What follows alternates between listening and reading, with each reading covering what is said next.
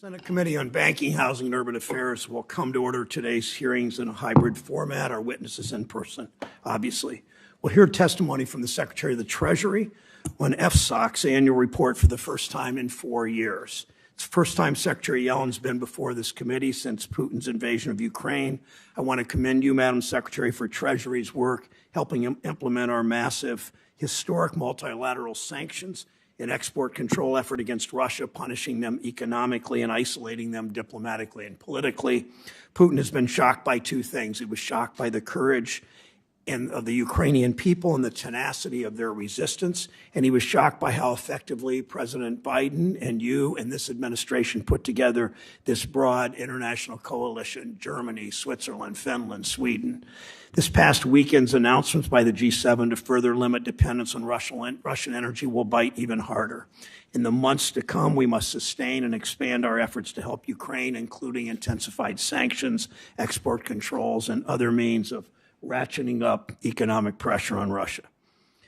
Financial stability allows Americans to trust their money is safe in the bank. It means they can get an affordable mortgage without fear that they'll lose their home. It means they can count on their retirement savings knowing the investments won't be gambled away by reckless speculators. It means taxpayers are not forced to shell out billions to bail out the banks that gamble with our whole economy. It's why Congress created FSOC in the Dodd-Frank Wall Street reform bill. Americans are still living with the consequences from the last time Wall Street took too many risks. Families who lost their homes after 2008 still haven't recovered all the wealth the crisis seized from them.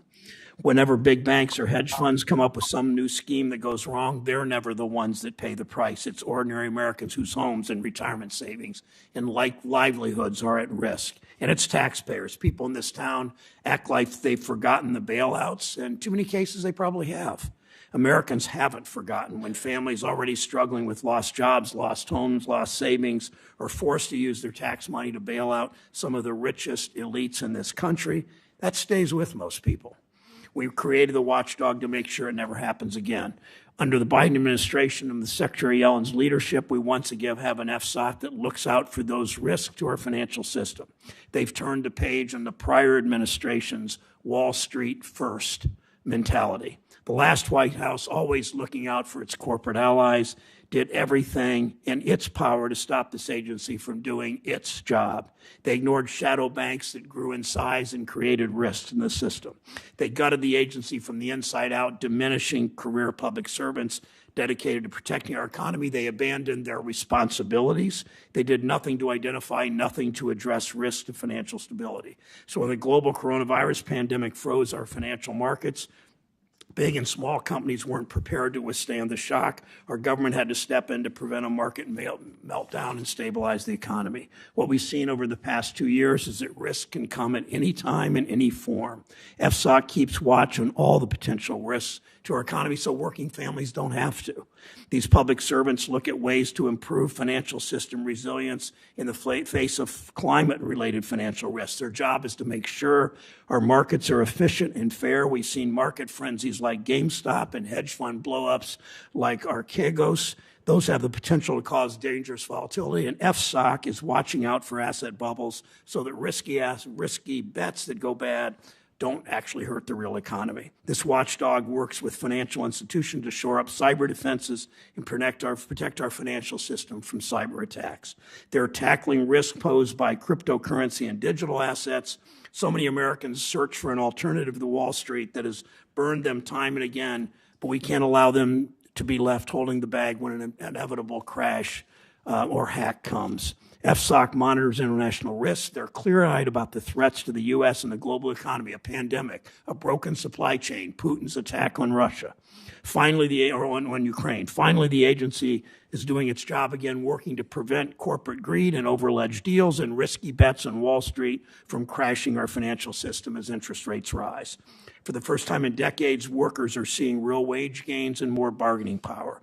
Median wages for the lowest income workers increased last year an average of 6%. The unemployment rate is 3.6%, the lowest in 5 decades. For many Americans, those gains don't go as far when you're paying more at the gas pump and grocery store.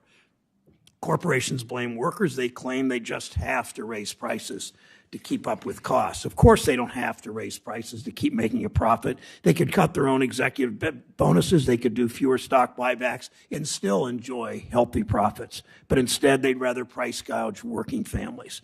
Don't take it from me. Listen to the CEOs who brag at stockholder meetings, brag about their enormous pricing power every quarter on investor calls. When big corporations have concentrated, and on investor calls, when big corporations have concentrated power and no competition, the usual rules of capitalism don't rein them in.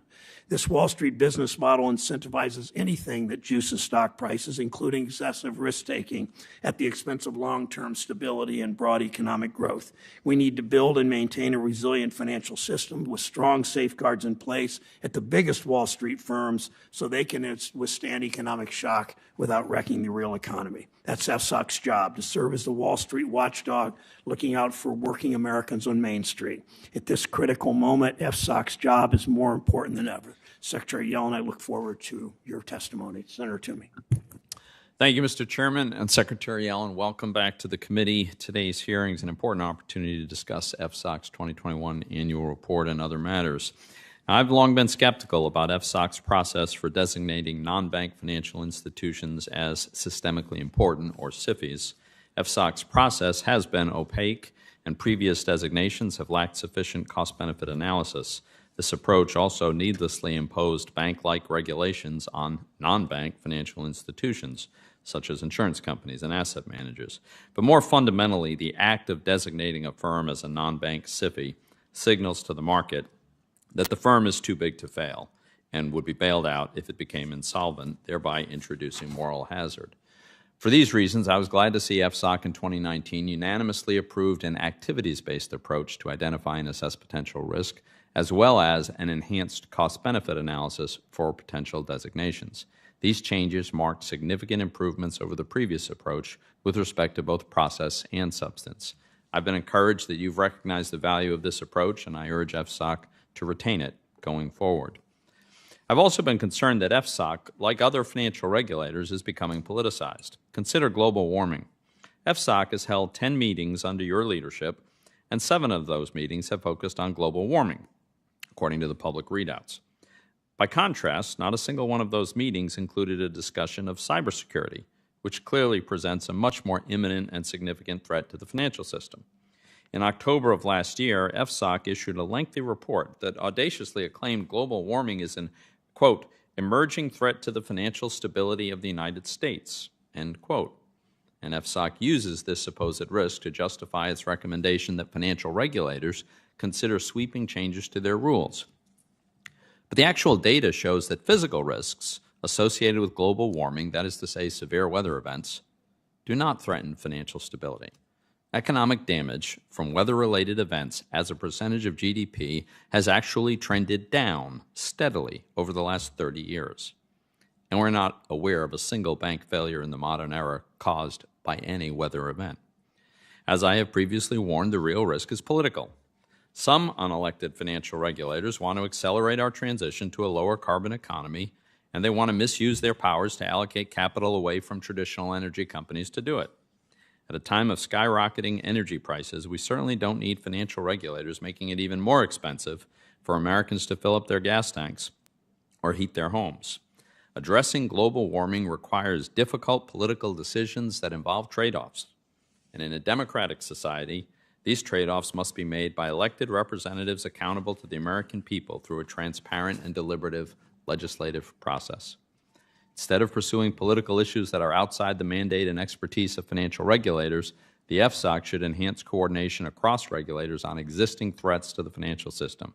To this end, I was encouraged that the FSOC annual report identified certain issues that are worthy of regulatory attention, such as enhancing the resilience of the U.S. Treasury market and improving the cybersecurity resilience of the financial sector. But I do worry that progress on addressing these challenges could be stalled because of FSOC's focus on political issues. Finally, in your role as chair of the President's Working Group on Financial Markets, or PWG, you released a report last November on stablecoins. Although I disagree with the report's recommendation that all stablecoin issuers must be insured depository institutions, I was glad to see it acknowledge that it is the responsibility of Congress to create new rules for stablecoins. Last month, I released the discussion draft of a bill, the Stablecoin Trust Act, to establish a regulatory framework for stablecoins. There are tremendous potential benefits of stablecoins in our society. Today, stablecoins primarily facilitate trading of digital assets, but tomorrow, stablecoins could be widely used in the physical economy for payments and automating transactions. Because of the dollar price stability of stablecoins, they have the potential to serve all the traditional functions of money, including acting as a medium of exchange. Stablecoins could also improve upon traditional forms of money by increasing payment speed, reducing transaction costs, helping to combat illicit finance, and enabling programmable contracts. The proposed regulatory framework I've released will allow stablecoins to continue flourishing while protecting consumers and minimizing potential risks from stablecoins to the financial system. It's critical that Congress provide clarity in this area as soon as possible. Congress needs to enact a sensible regulatory framework before something bad happens with a stablecoin that harms consumers. If that were to happen, Congress will rightfully share some of the blame. Thankfully, I'm optimistic that the administration is working with members of Congress and that we can find common ground on bipartisan legislation that addresses the risks of stablecoins while also encouraging innovation and competition. Secretary Yellen, I look forward to hearing your testimony and discussing these and other important issues with you today. Thank you, Ranking Member Toomey. We'll hear from the chair of FSOC today, Treasury Secretary Yellen. Thanks for your service and your testimony. Please begin, Madam Secretary. Thank you so much, Chairman Brown, Ranking Member Toomey, and members of the committee. I'm pleased to speak with you today about the Financial Stability Oversight Council's 2021 annual report. The report is a collaborative effort of the Council member agencies, and it's a vehicle for providing Congress and the public with the Council's collective assessments of potential risks to U.S. financial stability. Today, I will highlight a few topics in the report and provide an update on the Council's activities since the report's publication. First, the report discusses vulnerabilities in the non-bank financial sector, which were highlighted by the turmoil in financial markets in March 2020. While the Dodd-Frank Act reforms increased the resiliency of the U.S. financial system, the market turmoil in March 2020 demonstrated that the liquidity mismatch and use of leverage by some non-bank financial institutions can make them vulnerable to acute financial stresses, and these stresses can be transmitted and amplified to the broader financial system. The Council has taken steps to examine these risks, including reestablishing its hedge fund working group to develop an interagency risk monitoring system and to propose options to mitigate identified risks. And earlier this year, the Council issued a statement to express support for the Securities and Exchange Commission's efforts to reform money market funds and their work to consider potential reforms to open-end funds. The Council is also working to support improving the resilience of the Treasury market and is coordinating with the Interagency Working Group on Treasury market surveillance. Potential steps to be taken include improving data quality and availability, evaluating expanded central clearing, and enhancing trading venue transparency and oversight. The SEC has proposed certain reforms to enhance transparency and oversight over alternative trading systems that trade government securities. The SEC has also proposed updating the definition of a government securities dealer to include market participants that play an increasingly significant liquidity providing role in overall trading and market activity. And additionally, the Office of Financial Research is working to fill identified data gaps for uncleared bilateral repurchase agreements through a pilot data collection, which should improve visibility into a major source of financing for non-bank financial institutions in Treasury markets. Additionally, the Council is working to ensure that financial institutions better understand their climate-related financial risks. In its October 2021 report on climate-related financial risk, the Council outlined how climate change can be a source of shocks to the financial system and increase risks to financial stability. To address these risks, the Council recommended that regulators build their capacity and expand their efforts to address climate-related risks, improve the availability of data, enhance and standardize disclosures, and assess and mitigate risk to financial stability. The Council has also formed its staff-level Climate-Related Financial Risk Committee, which will serve as coordinating body for the Council to share information, facilitate the development of common approaches and standards, and foster communication across FSOC members. In addition, the Council is establishing the Climate-Related Financial Risk Advisory Committee. This advisory body, which will include a broad array of external stakeholders, will help the Council gather information and analysis on climate-related financial risks. With respect to digital assets, new products and technology may present opportunities to promote innovation and increase efficiencies. However, digital assets may pose risks to the financial system, and increased and coordinated regulatory attention is necessary. On March 9th, President Biden signed an executive order calling for a comprehensive approach to digital asset policy. The Council is drafting a report that will identify financial stability risks and regulatory gaps. I look forward to working with you on the issues and opportunities posed by digital assets.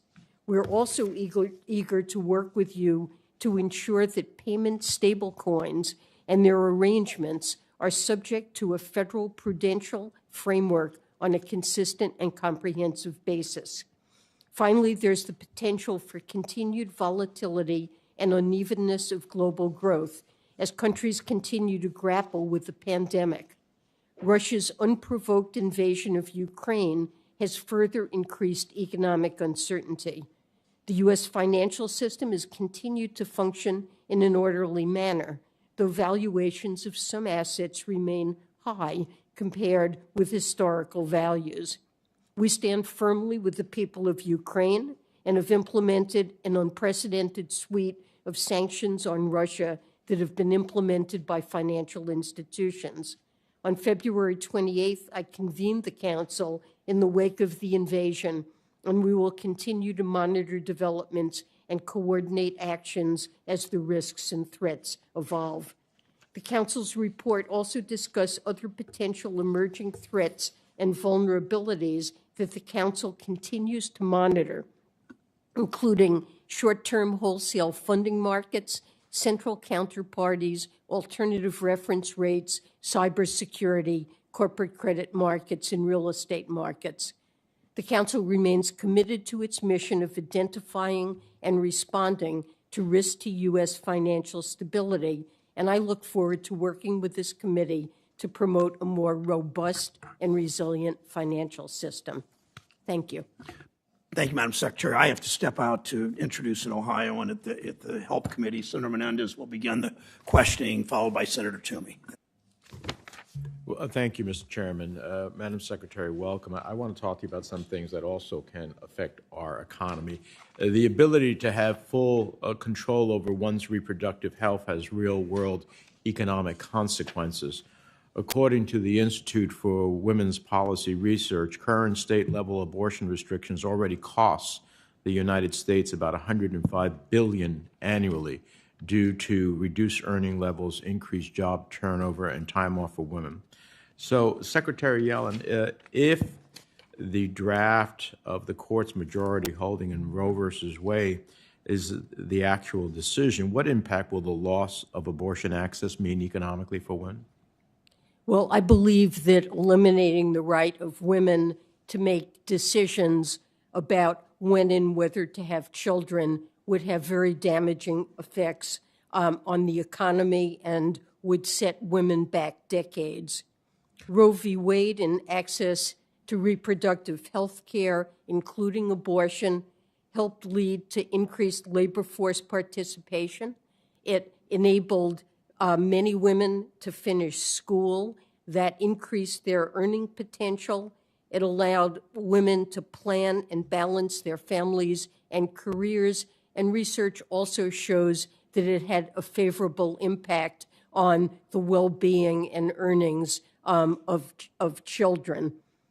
There are many research studies that have been done over the years looking at the economic impacts of access or lack thereof to abortion, and it makes clear that denying women access to abortion increase their odds of living in poverty or need for public assistance. For half of the population of America, eliminating a right that has existed for half a century, particularly for low-income and minority women who have already shouldered much of the burden from the COVID pandemic, would be a disaster.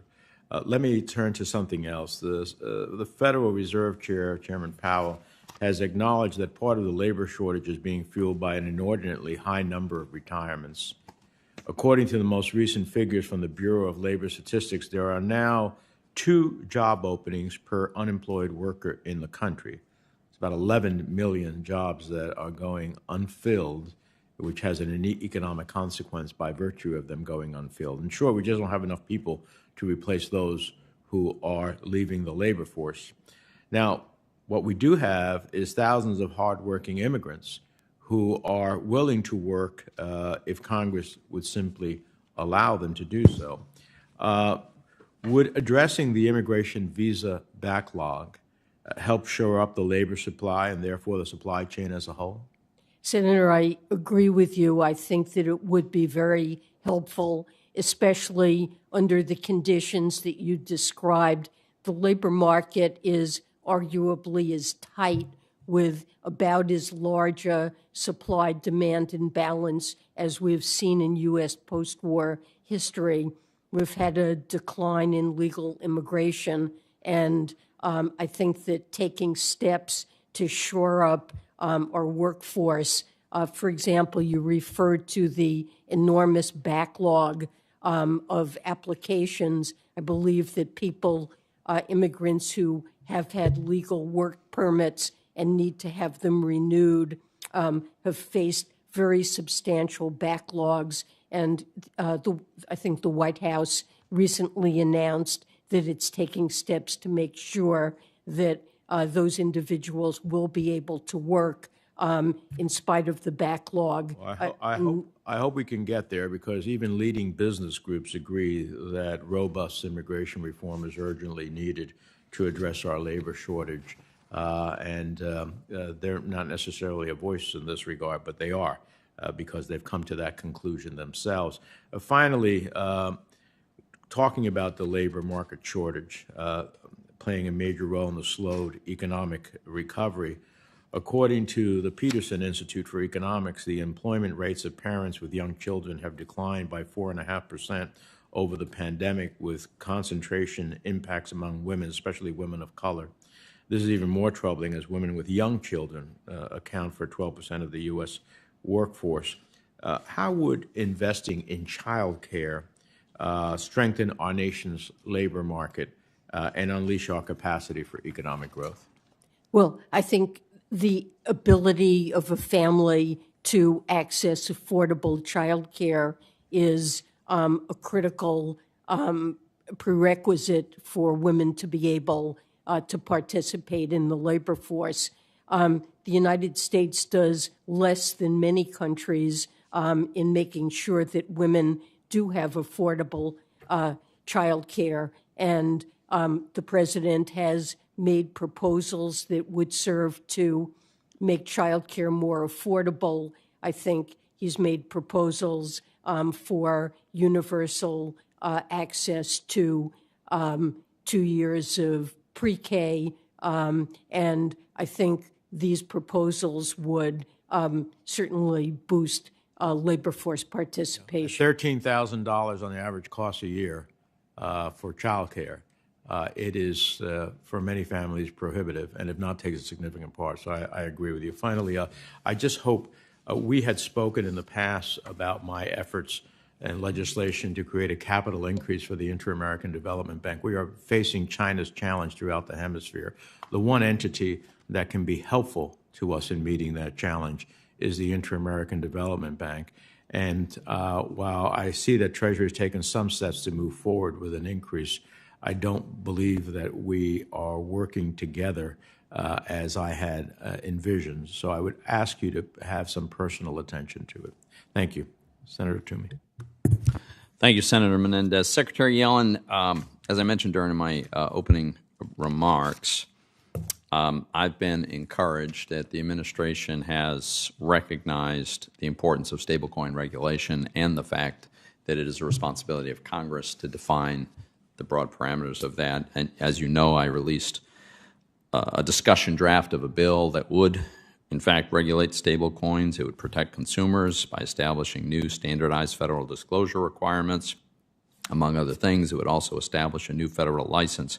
So I would like to ask if you can confirm for the record here that it is still your view that it is important, I would argue even urgent, for Congress to pass legislation governing the regulation of payment stablecoins. Yes, I'm happy to confirm that, Senator Toomey. The President's Working Group issued a report concluding that current statutory and regulatory frameworks don't provide consistent and comprehensive standards for the risks of stablecoins as a new type of payment product, and urges Congress to enact legislation to ensure that stablecoins and such arrangements have a federal prudential framework. I would urge bipartisan action to create such a framework. We would look forward to working with you. I would note that there was a report just this morning in the Wall Street Journal that a stable coin known as Terra USD experienced a run and had declined in value. And, I think that simply illustrates that this is a rapidly growing product, and that there are risks to financial stability, and we need a framework that's appropriate.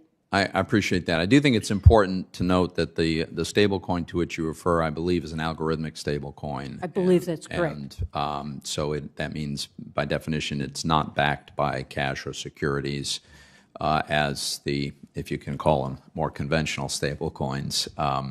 So I think that's an important distinction. But I'm grateful for your point. I hope you will agree to work with me and my colleagues who are interested in getting something done. Do you think we could shoot for a goal of getting legislation done this year? I think it would be highly appropriate. The outstanding stock of stable coins is growing at a very rapid rate, and we really need a consistent federal framework. I really look forward to working with you and members of Congress to devise legislation that would accomplish that. Great, thank you. Let me move on to the FSOC's focus on climate change. You spoke at some length about climate change during your opening remarks, and I've observed that I think 7 of the recent 10 meetings have been about climate change. So do you subscribe to what I think is the administration's general paradigm for this, that the risk to the financial system comes in 2 categories: one, physical risk associated with severe weather events, and the other, transition risk that's associated with an evolution away from fossil fuels? Do you subscribe to that paradigm, or do you think there's another category of risks? I would agree with you that those are the main risks. Okay. So can you name a single financial institution in America that has failed as a result of a severe weather event in the last 50 years? I'm not aware of. So I don't think there has been one. And every single year we have blizzards, we have hurricanes, we have wildfires, and sometimes they're horrendous. And some of them have been recent. But we've never had a single financial institution fail, much less the entire financial system. So I think it's pretty clear, and actually I think Chairman Powell acknowledged there's really no physical risk that's even remotely imminent. So then that brings us to the transition risk. Well, I suspect that over time we're going to have a transition away from fossil fuels to other forms of energy. It certainly looks like that's going to take quite a while. I don't see how that's much different from the fact that consumer preferences change in all kinds of products and services. So I guess I would urge you to consider that risks like cybersecurity, I would think you would acknowledge cybersecurity poses a much more imminent risk to financial institutions and our financial system than either physical risk from severe weather or climate change in general, right? Well, I think both create risks. But I said more imminent. Is cybersecurity a more imminent risk? Cybersecurity is certainly an imminent risk. It's one that the Council is very focused on. The Treasury Department has special responsibilities. I understand, but you're choosing not to acknowledge that cybersecurity is a more imminent risk than climate risk. And I think that's kind of surprising because it's so obvious to most people. Cybersecurity is a real-time, continuous risk to every single financial institution in America. There's constant bombardments of attacks, and if one major one gets through, it could be devastating. Climate change does not pose that kind of imminent risk. I think climate change is an existential threat to our globe and to our future. You can see that countries, it is a long-term risk, but it is becoming notably more severe.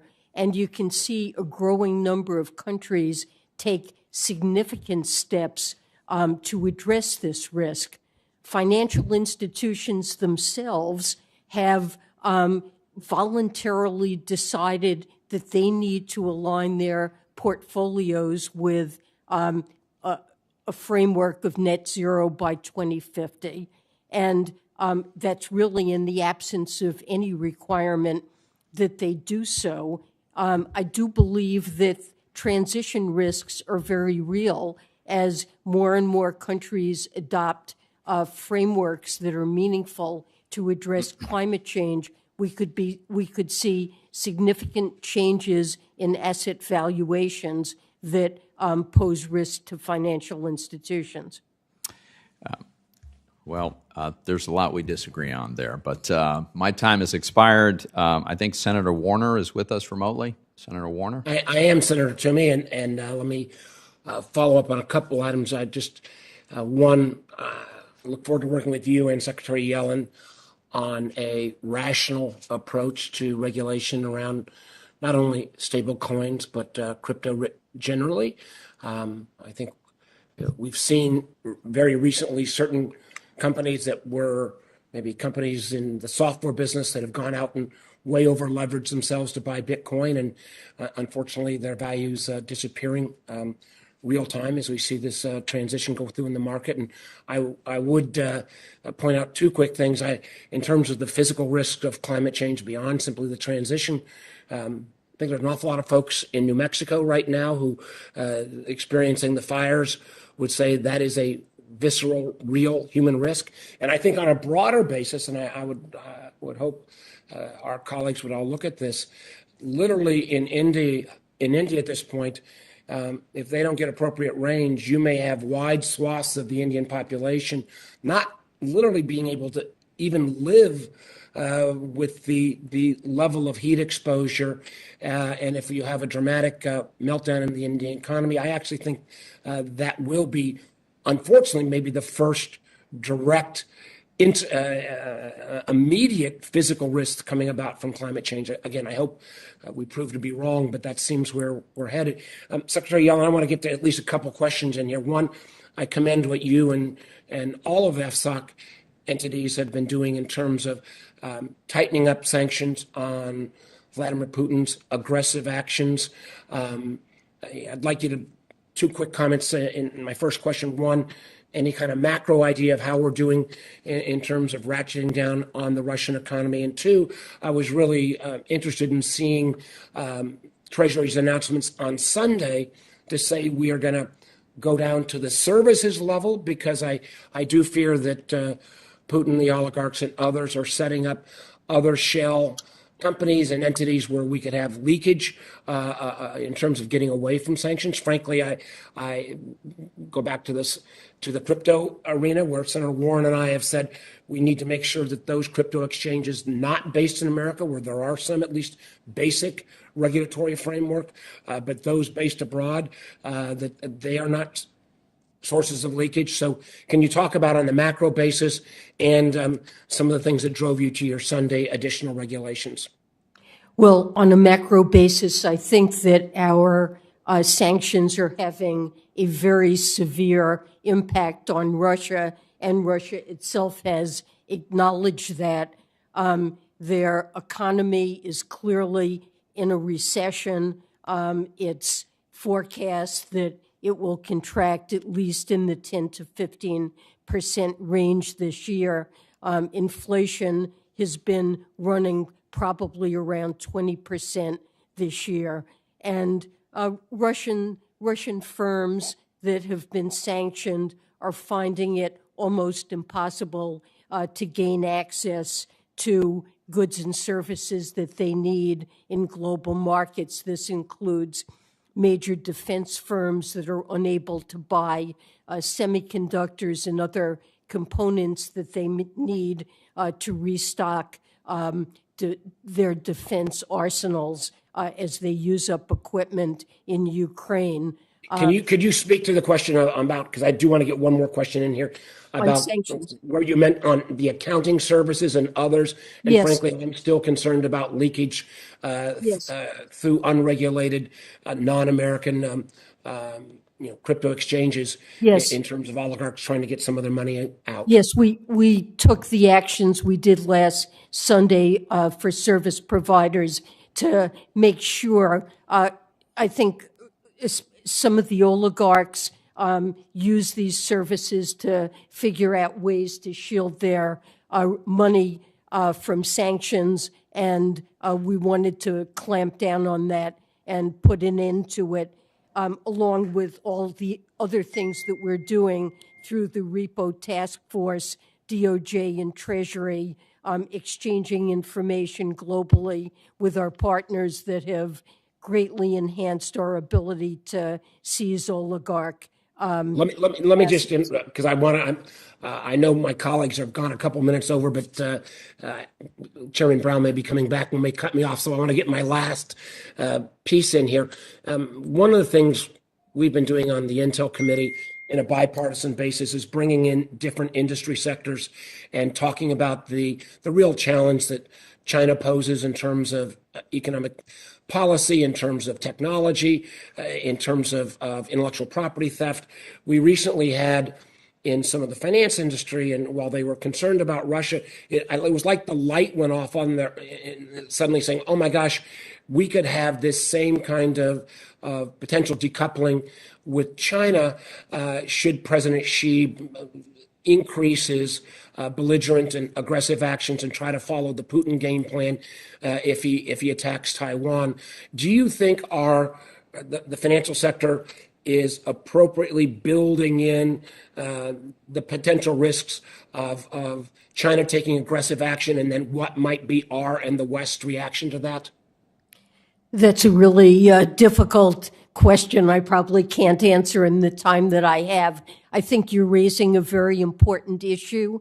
What I see is that businesses in the financial community are becoming much more aware of the risks that they face in investing in China, and I think this is something that really demands our intense focus going forward. I hope I could work with my colleagues on that. Thank you. Thank you, Senator Warner. Senator Scott from South Carolina is recognized. Thank you, Chairman. Thank you, Ranking Member, for holding this hearing. Secretary Yellen, thank you for being here this morning. Some of your comments in response to Bob's question I found troubling. And I just from a clarity's sake, did you say that ending the life of a child is good for the labor force participation rate? Giving someone the access, let me just quote what you said, that ultimately increasing access to abortion and reproductive health care allows for our labor force participation rate to continue to increase, that denying women access to abortion increases their odds of living in poverty or need for public assistance. As a guy who was raised by a single mom who worked long hours to keep us out of poverty, I think people can disagree on the issue of being pro-life or pro-abortion, but in the end, I think framing it in the context of labor force participation it just feels calloused to me. I think finding a way to have a debate around abortion in a meeting for the economic stability of our country is harsh, and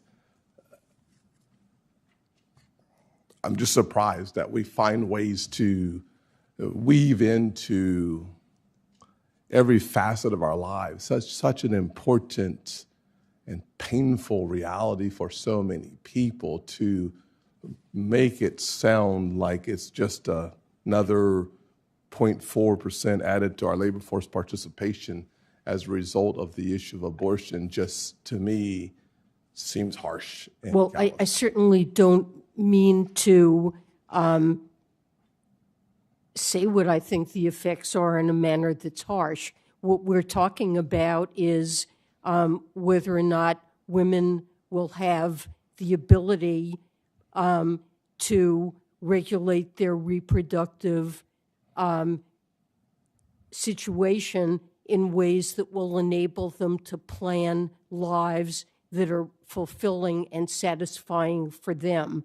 And one aspect of a satisfying life is being able to feel that you have the financial resources to raise a child, that the children you bring into the world are wanted, and that you have the ability to take care of them. In many cases, abortions are of teenage women, particularly low income and often Black, who aren't in a position to be able to care for children, have unexpected pregnancies, and it deprives them of the ability often to continue their education, to later participate in the workforce. So there is a spillover into labor force participation, but it means that children will grow up in poverty and do worse themselves. Thank you. Let me just reclaim my time on the topic. This is the truth. I'll just simply say that as a guy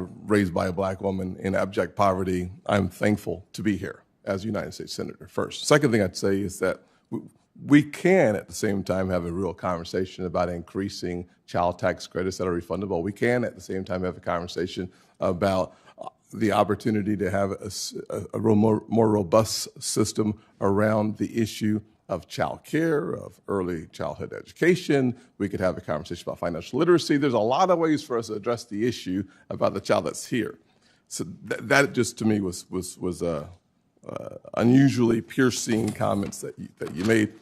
I will say on my prepared question that in face of persistent inflation, I think caused in many ways by the $2 trillion package that was approved in early 21 that was followed by a $1.2 trillion package that both combined led to an overheating of our economy, slowing growth caused by a backlog pipeline driven by too much demand with too little supply, followed by a lagging labor force participation rate.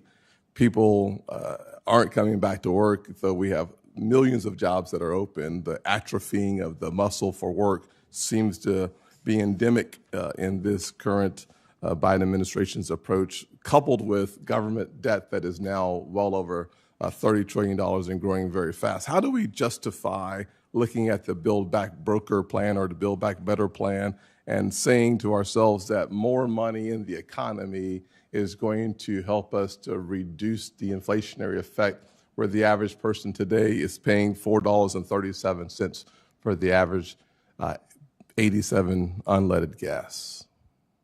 Well, the American Rescue Plan, that's not Build Back Better, was designed to mitigate what at the time seemed to be the most significant and worrisome risk facing the economy, which was that unemployment would stay high, the labor market would remain weak, and especially low-income households would lose the roofs over their heads and be unable to put food on the table and be permanently scarred by the pandemic. And at the time, forecasts were really quite dire, including those of the Congressional Budget Office and outsiders, and no one really knew just how significant the risks were. The American Rescue Plan was a large package. It was targeted at the needs, particularly of those who were most severely affected by the pandemic. And when you look at the state of the labor market, as you described, the fact that it is so strong, maybe overly strong, overly hot, is in a way a sign of the success of that program and mitigating what could have been another Great Depression, a risk that we should not have been willing to take. Now, inflation is clearly a problem. I think Chairman Brown's going to tell us both we're out of time. So let me just finish with this, perhaps. Statement, not a question, correct? Perhaps, yes, of course.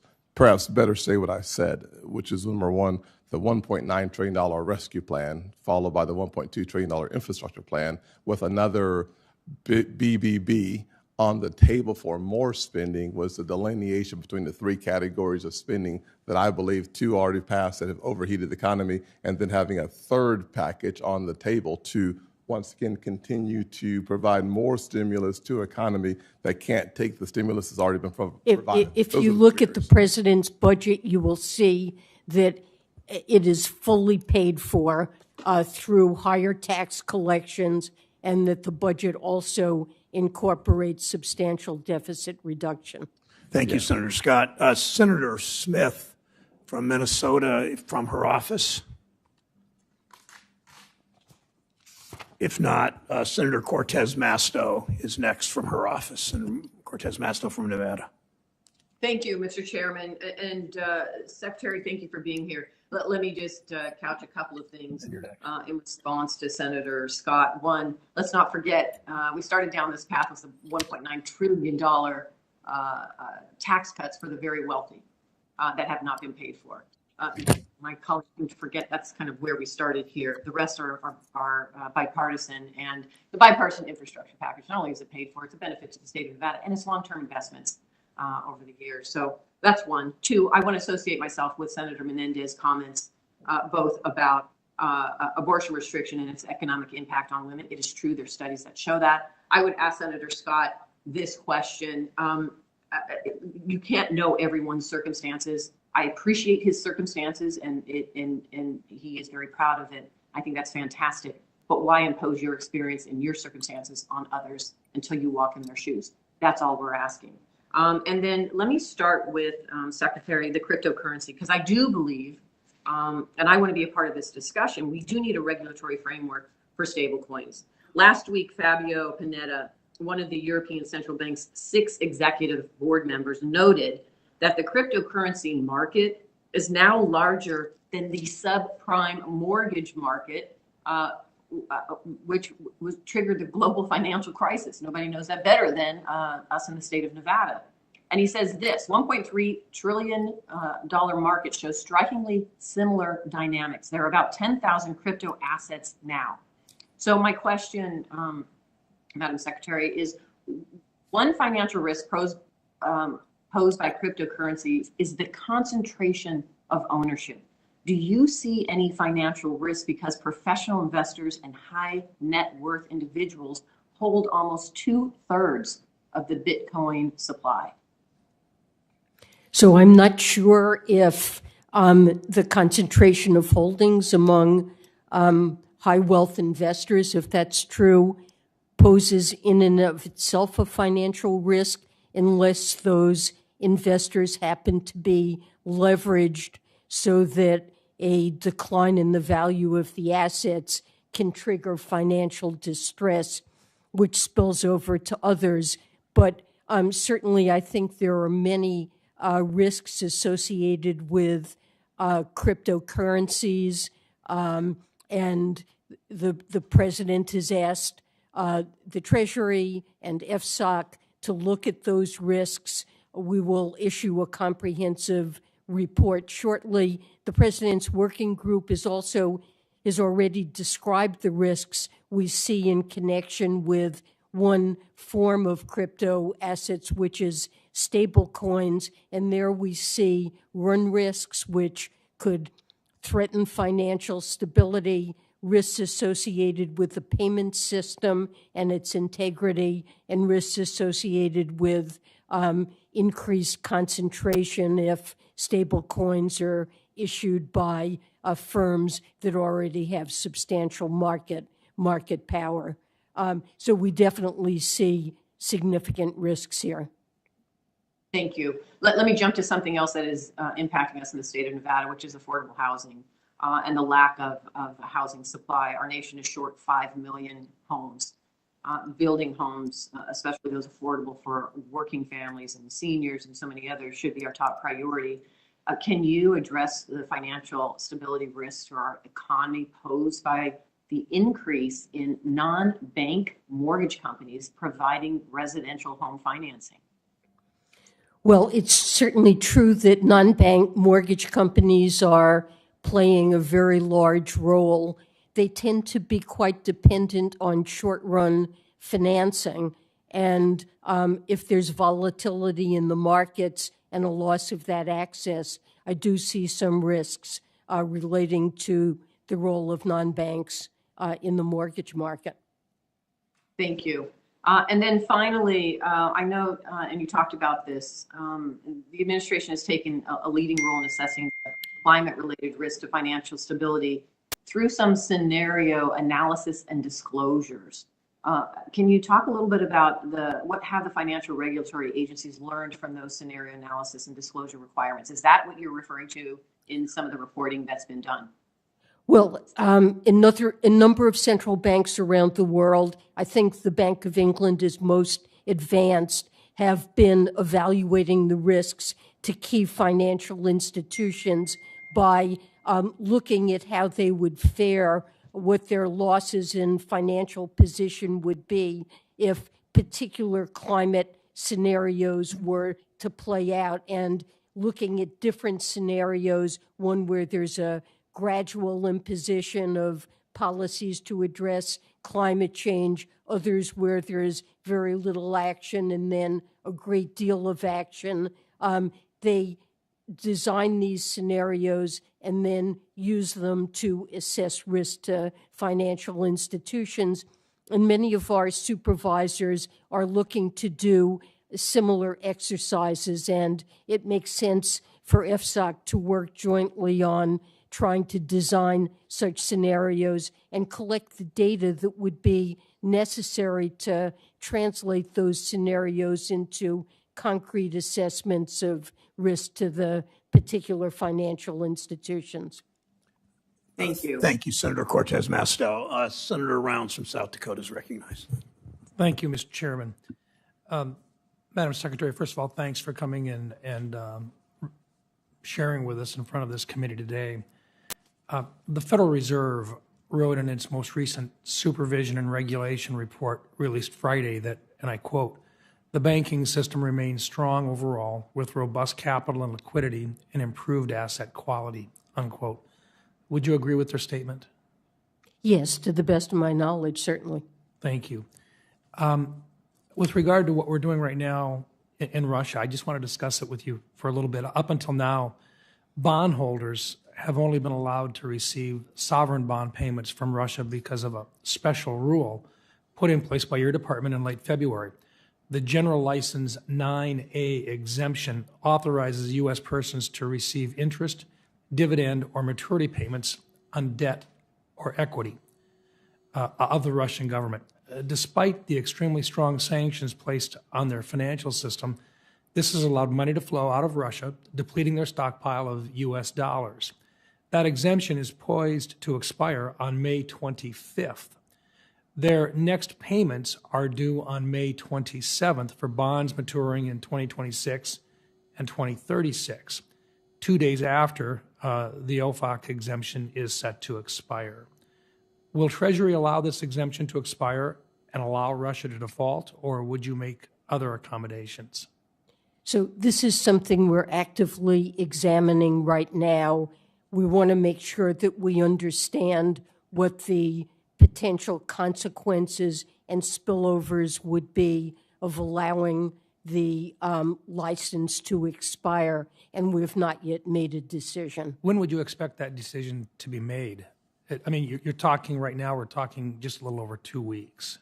It's shortly. We're actively involved in an evaluation of the risks and impact of not renewing the license. There would be some sort of a report from your department prior to this point. It simply wouldn't be ignored at this stage of the game. I'm You don't sorry, expect- ignored? Yeah, well, you wouldn't. We would not expect that you would simply allow it to expire without further announcements of what your plan is. We would certainly announce if we intend to allow it to expire. Or other options available. Yes, of Okay, course. Thank you. Madam Secretary, our debt as a share of GDP, most economically and meaningful a measure of debt, has climbed above 120% in September and November. I asked you when we should say enough is enough when it comes to our debt and deficit. You felt that since the cost of servicing our debt had been negative due to a long stretch of low rates, our debt has been less burdensome. However, due to skyrocketing inflation, the Fed just raised rates by 50 basis points for the first time since 2000, and we could see 5 more hikes before the end of the year. Do you think it's finally time to start sounding the alarm bells? And if not now, what level of interest rates would alarm you? Well, I do feel we have to make sure that the United States is on a sound fiscal path, and that's an important priority, obviously, for Treasury and for the administration. The projections that were made in the budget assume that interest rates will rise over time, that they were abnormally low. And so my statement that real interest costs were quite low, of course they would rise over time, but still remain at quite low levels, even if interest rates increase. But certainly longer term, we've known for a long time that as we have an aging population, that a larger share of U.S. GDP will go to Social Security, Medicare, Medicaid, and that we need to address issues in connection with financing those programs if we fail to attend to them, that most very long-run analyses show debt growing in a manner that could be worrisome. At the moment, the debt-to-GDP ratio is not increasing. Revenues are coming in very strong. This year, the deficit will decline by, we expect, by over $1.5 trillion. And my guess is that CBO and others will be revising down somewhat their likely path for the debt-to-GDP ratio. Thank you. Mr. Chairman, my time has expired. Senator Reid from Rhode Island is recognized. Thank you very much, Mr. Chairman, and thank you, Madam Secretary, for your service. Last year, our economy grew by 5.7%. Unemployment's down to 3.6%. We've added 8.3 million new jobs under President Biden, including over 2 million last year alone. In fact, when I go out and talk to any type of business, their major complaint is they can't find workers. And this is probably the best year to graduate from high school, college, or anyplace else to find a job. And what would our nation's economy and job numbers look like if Congress and the administration had not passed the American Rescue Plan last year? I mean, when President Biden assumed office, the unemployment rate was very high, and there was a great deal of uncertainty whether or not as to how the pandemic would progress. and a real possibility that unemployment would end up rising to Great Depression levels. We worried not only about mean outcomes, but also the tail risk that we could see a very weak labor market. And the memory of 2008, the fact that it took a decade to recover from the financial crisis, that the consequence was many people graduated from college, went into the job market, couldn't find anything, and saw a permanent impact on their life chances.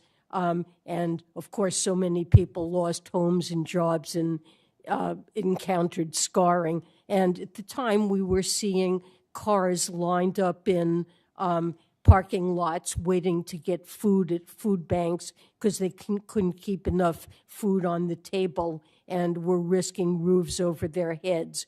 So the focus was on aiding those people and promoting a strong job market recovery.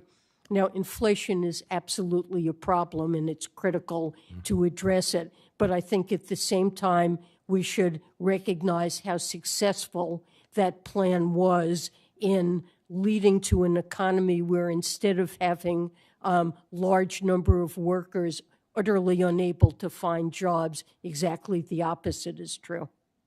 Oh, thank you very much. And as you point out, inflation is a difficult issue. My sense is it was triggered by supply interruptions caused by COVID. Then it was exacerbated by the outbreak of war in the Ukraine and the disruption of the world energy markets.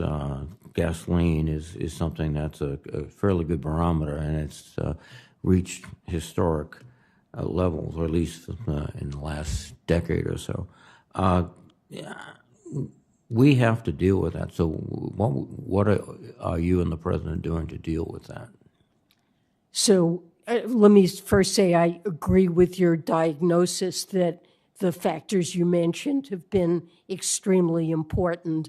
The president has taken actions in a wide array of areas. With respect to energy prices, he's announced historic release of 1 million barrels a day from the Strategic Petroleum Reserve to hold down gas prices, allowing domestic private suppliers time to ramp up production. I think many domestic oil producers expected the recovery to be weak, and oil demand had diminished, and they didn't invest in drilling and producing wells, so supply diminished, and it's going to take a while for them to ramp up supply. And in the meantime, we have these strategic petroleum releases. On the supply chain side, that's been very important source of inflation. The president's worked tirelessly to deal with backlogs at the ports, to make sure that there are an adequate supply of truckers, to work to make sure that there's adequate room for storage of containers that are coming off ships. But, you know, the supply disruptions continue. There are many related to what's happening in Russia, Ukraine, that the war obviously has impacts on energy markets. And now we have COVID situation in China that's leading to further supply disruptions. So there's a broad program to address inflation. Obviously, the Federal Reserve has a role, and the Federal Reserve is, we recognize, independent and charged with doing what they think necessary, but we're working on the things that we can as well. Thank you very much, Madam Secretary. Thanks, Senator Reed. Senator Tillis from North Carolina is recognized from his office. Thank you, Mr. Chairman. Madam Secretary, thank you for being here. I wasn't going to ask a question about energy, but Senator Reed's question and your response to it, I feel like I have to drill down a little bit, no pun intended. But within hours of the president being endorsed, he signed an order to pull the permit for the XL pipeline. we talk about a shortage of truckers and transportation, but this administration sent a very clear message on day one that the infrastructure that energy production requires for those capital expenditures and expanded drilling in the United States to make sense from a business perspective, sent a very clear message before the sunset on the first day of his presidency that that wasn't going to be a priority of this administration. It seems to me that we can attribute some of the increase in energy to what's going on in Ukraine. But isn't it rational to also say that the posture of this administration and the message that they've sent for domestic energy production is also another factor in rising energy prices? So, Senator, I think with respect to the Keystone Pipeline, this is something, it doesn't really have anything to do with the supply of oil. And it's something that would be years. What it has to do is with the, excuse me, Madam Secretary, because I do want to get to some of the questions, but it has to do with the underlying cost and the long-term certainty that an industry needs before they're going to make capital expenditure investments.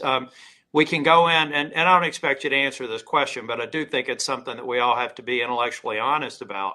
More than 9,000 permits that the administration supposedly says opens the doors to energy exploration here, only about half of them are viable, and even those are in question because of other policies that the administration have taken on actually authorizing the use of it. We know within a week of the administration being in office, we've seen the correspondence out to supervisors among the states saying that you can't make decisions to move forward with extraction. That's something that has to go through the White House.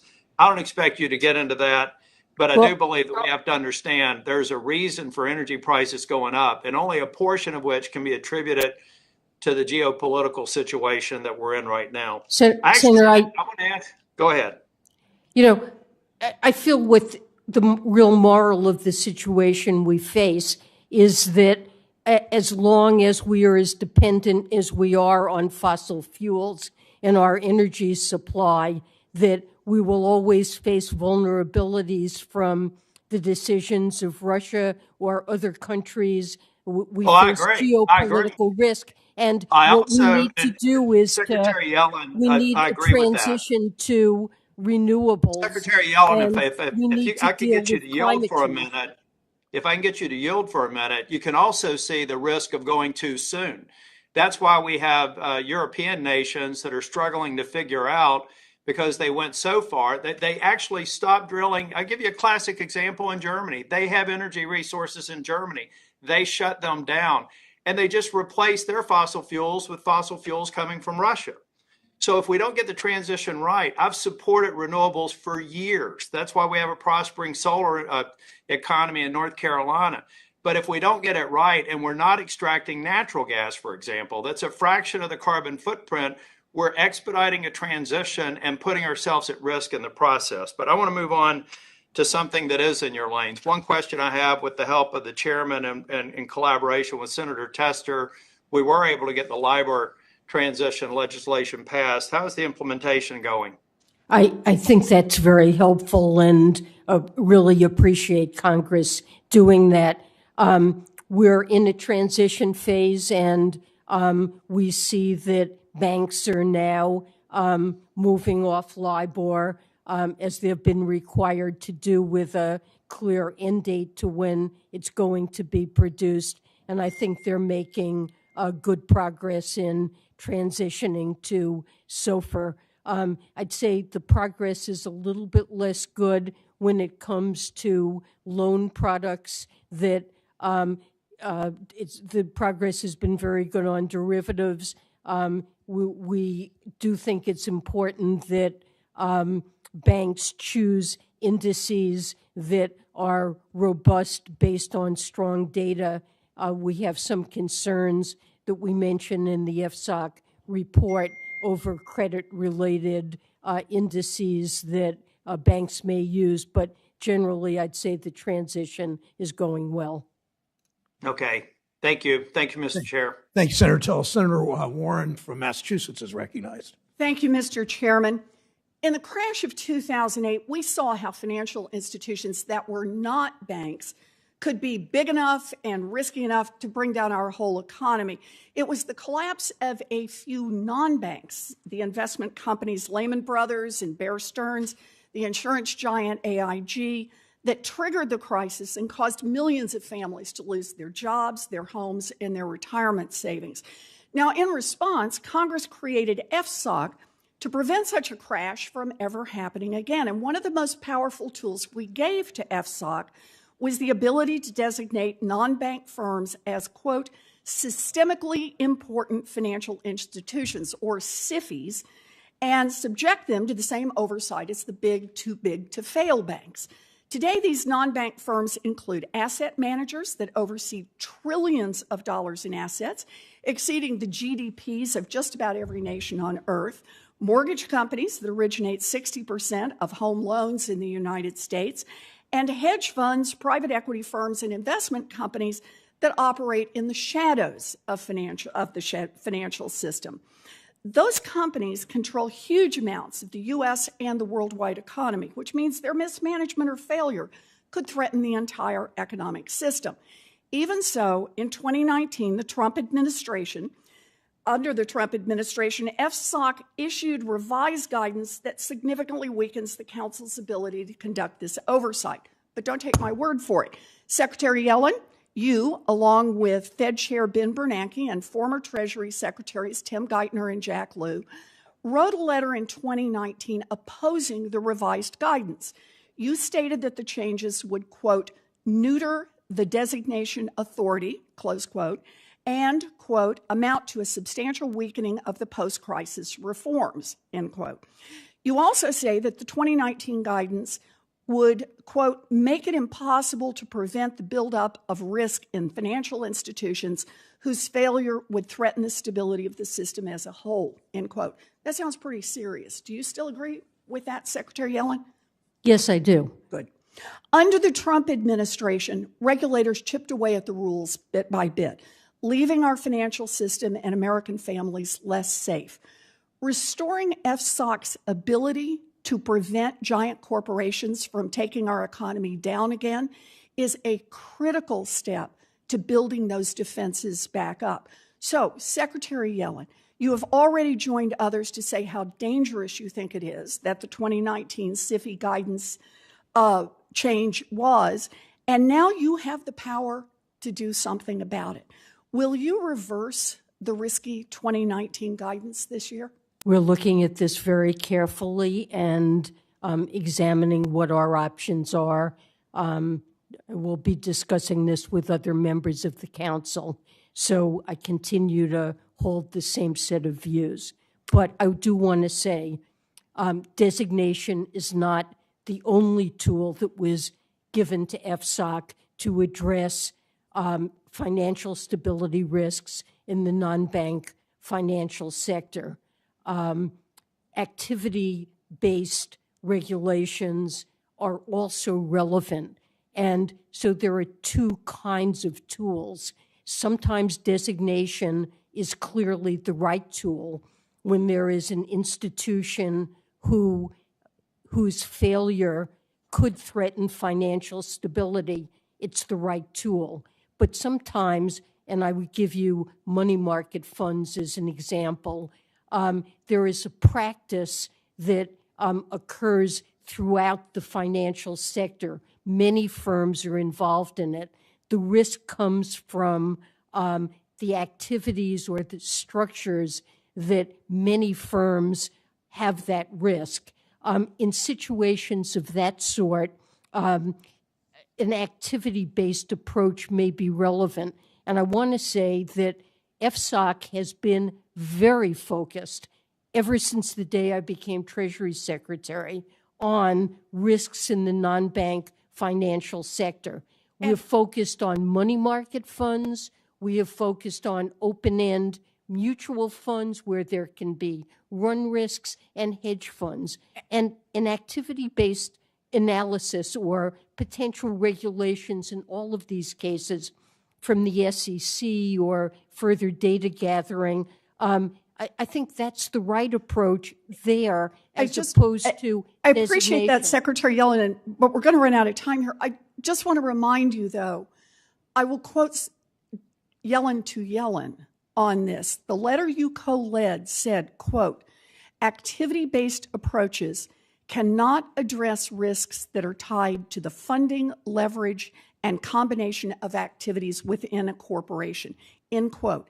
It also says, quote, Congress created the FSOC with both designation authority and the authority to review and make recommendations regarding activities. Congress did not intend for one authority to be used as a prerequisite for the other, end quote.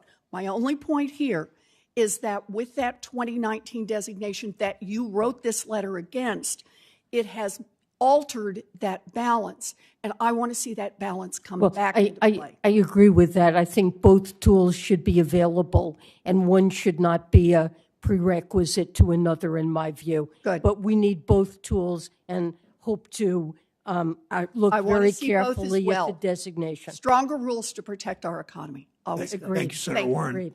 Senator Kramer of North Dakota is recognized. Thank you, Mr. Chairman. And I cannot resist getting back to the issue of energy. You said a couple of questions ago that that oil producers in the United States didn't adequately anticipate, or something to this effect, anticipate the robust return to demand, and that as a consequence, they did not respond by producing quickly enough. Is that basically what you said? Well, prices were very low for a time. Many energy companies suffered losses. I think they were gun shy about putting themselves in a similar position, and so they cut production and investment, and were probably surprised to see the rapid recovery and run-up in oil prices that resulted. Since that time, though, there has been a run-up in oil price. I don't necessarily agree with your assessment of the situation there, but giving you the benefit of the doubt, let me tell you what else they respond to. They respond to chilling market signals being sent by this administration every single day. And this hearing is a pretty good example of it. When I look at FSOC action on climate-related financial risks, it is one message after another. Do not produce more oil in the United States of America. You've got John Kerry running around the world saying, don't buy ours, buy somebody else's. You've got the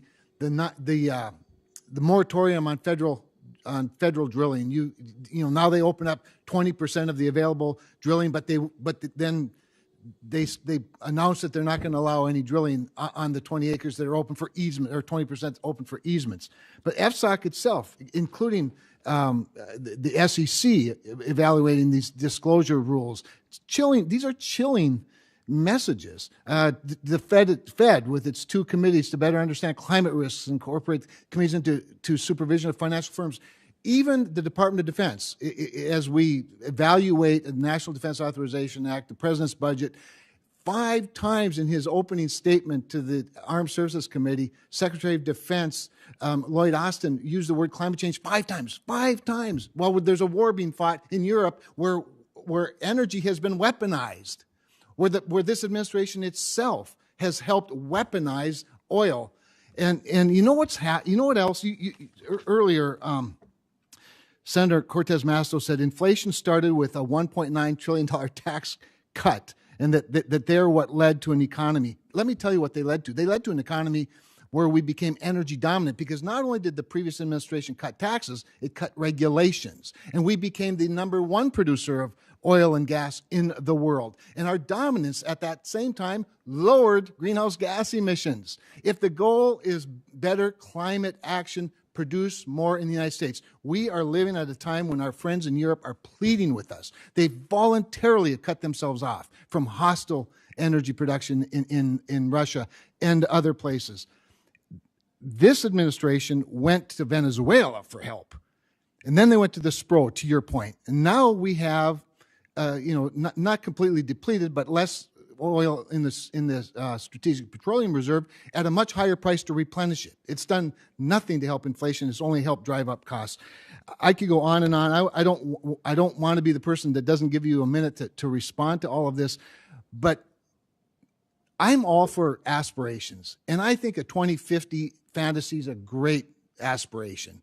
But there's a 2022 reality facing the American consumer, facing the globe, facing national security, international security, and I just think let's get every regulator back in their own lane, and let's deal with the reality in 2022. I'll give you a moment to respond. Well, I agree with you that there is going to be a transition path with respect to energy, and I don't think that anybody believes that we can switch completely to renewables in the short term. But the current situation certainly emphasizes the need for energy production now from fossil fuels. It should remind us, especially coupled with the increasingly dire predictions of scientists, that our grandchildren won't be able to have an inhabitable planet if we don't address the risks associated with climate change. We should not lose our focus on the need to transition as rapidly as possible to a path in which fossil fuels play a much less important role. And financial institutions themselves have recognized this. There's an alliance called GFANS that almost all the large American banks voluntarily signed up with, that they've pledged voluntarily to align their own lending portfolios with a net zero by 2050 approach. So medium term, we need to move away from fossil fuels. Short term, obviously, we have a problem. And in the transition, though, we ought to be producing more American fossil fuels, because as we produce more American fossil fuels and sell into the global marketplace, we reduce the emissions. We create a transition that's both useful for the investor and useful perhaps for those who are worried about climate change. And I've gone over my time. Appreciate Thank you, Senator Kramer. Thank you, Mr. Chairman. Senator Smith from Minnesota is recognized from her office. Thank you, Chair Brown, and thank you, Secretary Yellen. It's wonderful to see you virtually. I want to just follow up a bit on the questions that Senator Kramer were raising. I, for one, am pleased that FSOC has made it a priority to address climate-related risks, both transition risks and also physical risks. And as I think about Minnesota, severe drought, flooding in the northwestern part of the state, right up next to where Senator Kramer is, and the risks just seem so clear. It only makes sense to me that we should have some sort of a systemic way of understanding them and being able to make comparisons across institutions, which I think is what is the goal of what you're working on. Here's just one example. A family today takes out a 30-year mortgage that won't pay off until 2052. And by then, by 2052, parts of the country could experience a 15-inch rise in sea levels and a 2.5-degree increase Fahrenheit of temperature rise. So that strikes me as something that financial institutions need to be paying close attention to. And as you say, they already are. So Secretary Yellen, could you just address this? And how do you think, what would you say to us about the pace of regulators moving to address this crisis and what more you want to see? So I definitely think that financial institutions, you're absolutely right, they make long-term loans, whether they're for mortgages or other kinds of loans, and they definitely need to be taking account of the risks that are emerging over a long time period. So I think that's important. I think we need private sector actors, including financial institutions, to be taking the long view, and we need to make sure that they have the information that they need to evaluate their own risks, that supervisors and regulators need to be evaluating those risks as well. And that's an important part of the agenda of FSOC, is to amass the information that will enable that evaluation of risks, both by financial institutions and by regulators. and the SEC proposal on disclosure by firms. I think that's extremely important because investors, the huge investor community, asset managers want to be able to understand the risks that they're undertaking when they invest in firms. And without this kind of disclosure of climate-related risks, we're not providing the investor community the information they know to allocate capital properly. So I'm very supportive of the SEC proposal to require disclosure of climate-related risks by firms. I think the SEC's job is to make sure that investors have the access to the information that they need to evaluate investments, and many countries around the globe are requiring this kind of disclosure as well. I completely agree with you. And of course, in a free market functions fairly when there is, great information, widely shared and understood information. That transparency is a hallmark. And I think that is the goal here, so that people aren't surprised, either investors or individual consumers or businesses, anybody, isn't surprised. And it seems to me that there's a cost of inaction or slowness in this area as well. As we think about the not like, long time from now, but like right around the corner, right now risks. I think Senator Warner talked about the current fires in New Mexico, and we saw this in my state as well. I just would say that, I talk to Minnesota farmers and ranchers about climate change all the time, and they see this risk as a current risk, not something that is going to be happening a gazillion years from now. I just have a minute or two left, and I want to go to the issue of rising home prices. As noted in FSOC's annual report, home prices rose 18% between August of 2020 and August of 2021, far exceeding the pace in years prior. By one estimate, rents went up more than 11% nationally in 2021.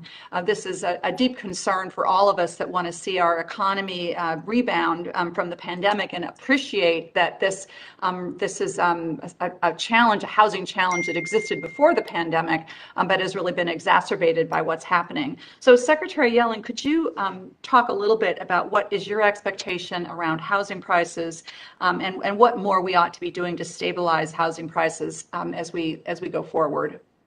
Yes. Well, I think to start with, I think we have an extreme shortage of housing in the United States. We've been underbuilding since the 2008 financial crisis. The pandemic then led to an increase in the demand for housing. There's been insufficient inventory. And now with the supply chain problems we have, it's actually hard to complete houses that are under construction. The stock of housing under construction is at a 50-year high. So we have a real housing problem, especially affordable housing in the United States. House prices are rising very rapidly. My expectation is, with house prices very high relative to rents and having increased rapidly in an environment of rising interest rates, mortgage rates have already gone up more than 200 basis points just in recent months. My guess is that house prices will begin to level off in the not too distant future. But we do have a significant housing problem. Thank you. I know I'm out of time, Mr. Chair. I just want to acknowledge and thank you for your work, then the reconciliation package, and many of our work to try to address some of these deep challenges around housing. And I hope that we'll be able to find a way to come back to that important work, because it's so needed right now. Thank you. Thanks, Senator Smith. Senator Hagerty from Tennessee is recognized. Thank you, Mr. Chairman. Ranking Member Toomey, thank you very much for holding this hearing. Secretary Yellen, good morning to you. Secretary Yellen, you and I have talked about this before. In fact, the past two times you've appeared before this committee, I've talked with you about the confidential taxpayer information that ProPublica has been publishing. Each time I asked you for an update on the source of the leaks and the investigation that's underway to get to the bottom of that. The prior two meetings that we had, you were not able to update me, so I want to ask you now, more than a year has passed since the leaks of confidential taxpayer information have begun by ProPublica. Can you update this committee, the American people, on where you are with respect to the investigation in terms of the source of the leaks of confidential taxpayer information and how it continues to be published? Senator, I really wish I could update you. I really am anxious to see some results here as well. I regret that I'm not able to do so. There are investigations that are ongoing by law enforcement agencies and also by the inspector generals. I respect these are independent investigations as is appropriate, and I certainly respect the authorities of these independent investigators to complete their work. I have not seen any information on what is being found, and I am eager to see it just as you are. I'm sure it must be every bit as disturbing to you, if not more so, given your role. But millions of taxpayers are still required to give their confidential information to the IRS. And in the face of these leaks and the publication of this information in ways that may be perceived as perhaps partisan, it could be hacking, we don't know, but it creates a great amount of mistrust among the American people. And I encourage you to do everything within your power, Madam Secretary, to encourage this investigation to come to a conclusion, to get some results for the American people, certainly for this committee. I agree with you, it is quite disturbing. And going forward, do you have a plan in place? Are you working on a plan to make certain that this type of leak doesn't happen again? Well, we have done everything within our power to make sure that there's not inappropriate access to such data. For example, there are some pieces of Treasury that, for very good reasons based on their work, have access to this information, to individual taxpayer information. And we've asked our own Inspector General to make sure that the controls that exist wherever that information is available are appropriate and working. And he's reported that he's looked into it and that's not an issue, that the controls are adequate and are working. So that's the kind of thing we can do to make sure there's nothing in our structure that could create an opportunity for leaks. The IRS Inspector General is also examining similar issues within IRS. I couldn't agree with you more. This is very damaging. I absolutely want this work to be done and to figure out how this happened. Thank you for your efforts on this. And again, the controls have obviously failed in the past because the leaks have occurred. However they occurred, I hope we'll get to the bottom of it, and I hope whoever did it will be made an extreme example of so that this never happens again. I agree with you, Senator. I'd like to turn to another point. Last month, the Department of Treasury released the one-year progress report on what the department calls its Equity Action Plan. On page 7, Treasury details its efforts to advance racial equity, including through IRS enforcement. I find the notion troubling that Treasury should potentially structure its policies with any particular group of Americans in mind, rather than advancing economic opportunity for all Americans, regardless of their race or gender. So, Secretary Yellen, could you elaborate on what specific plans Treasury may be pursuing or contemplating pursuing regarding racial equity in IRS enforcement? Well, so we simply want to make sure that there's nothing unintentional in techniques of enforcement used by the IRS that could result in unintentional discrimination. It's possible. We certainly can see, for example, that in in the conduct of enforcement that there might be undue attention to certain kinds of issues that could unfairly discriminate by race, and we want to make sure that that isn't occurring. So that's part of our racial equity program. I hope you can assure us that there will not be people targeted based on their race or gender or anything of that nature. Thank you. Thanks, Senator. Senator Tester of Montana is recognized. Yeah, thank you, Mr. Chairman, Ranking Member. I also want to thank you for being here, Secretary Yellen. It's always good to see you. It's not breaking news that last year we had a drought impacted nearly every state. There might have been a sliver or two west of the Mississippi. Huge weather event that, by the way, I'm not sure we're out of the woods yet. Certainly not where I live. Seeding this weekend into dry dirt. If we don't get rain, it's not coming up. We've got fires in New Mexico, and not even the fire season yet. We don't do much about climate as far as Congress goes, and I think that's unfortunate because whether we want to admit it or not, Mother Nature bats last. I am worried about the impact on small businesses, community banks, agriculture, and quite frankly, the economy in general, not to mention the kind of money that we're putting out every year in disasters. So from your seat, how does our financial system need to prepare for these challenges? So both the Financial Stability Oversight Council and individual supervisors, for example, all of the banking supervisors have recognized that losses related to climate change can have an impact on banks, that this is a risk that individual banks need to monitor and assess, guard against, and that supervisors also need to be able to do independent evaluations.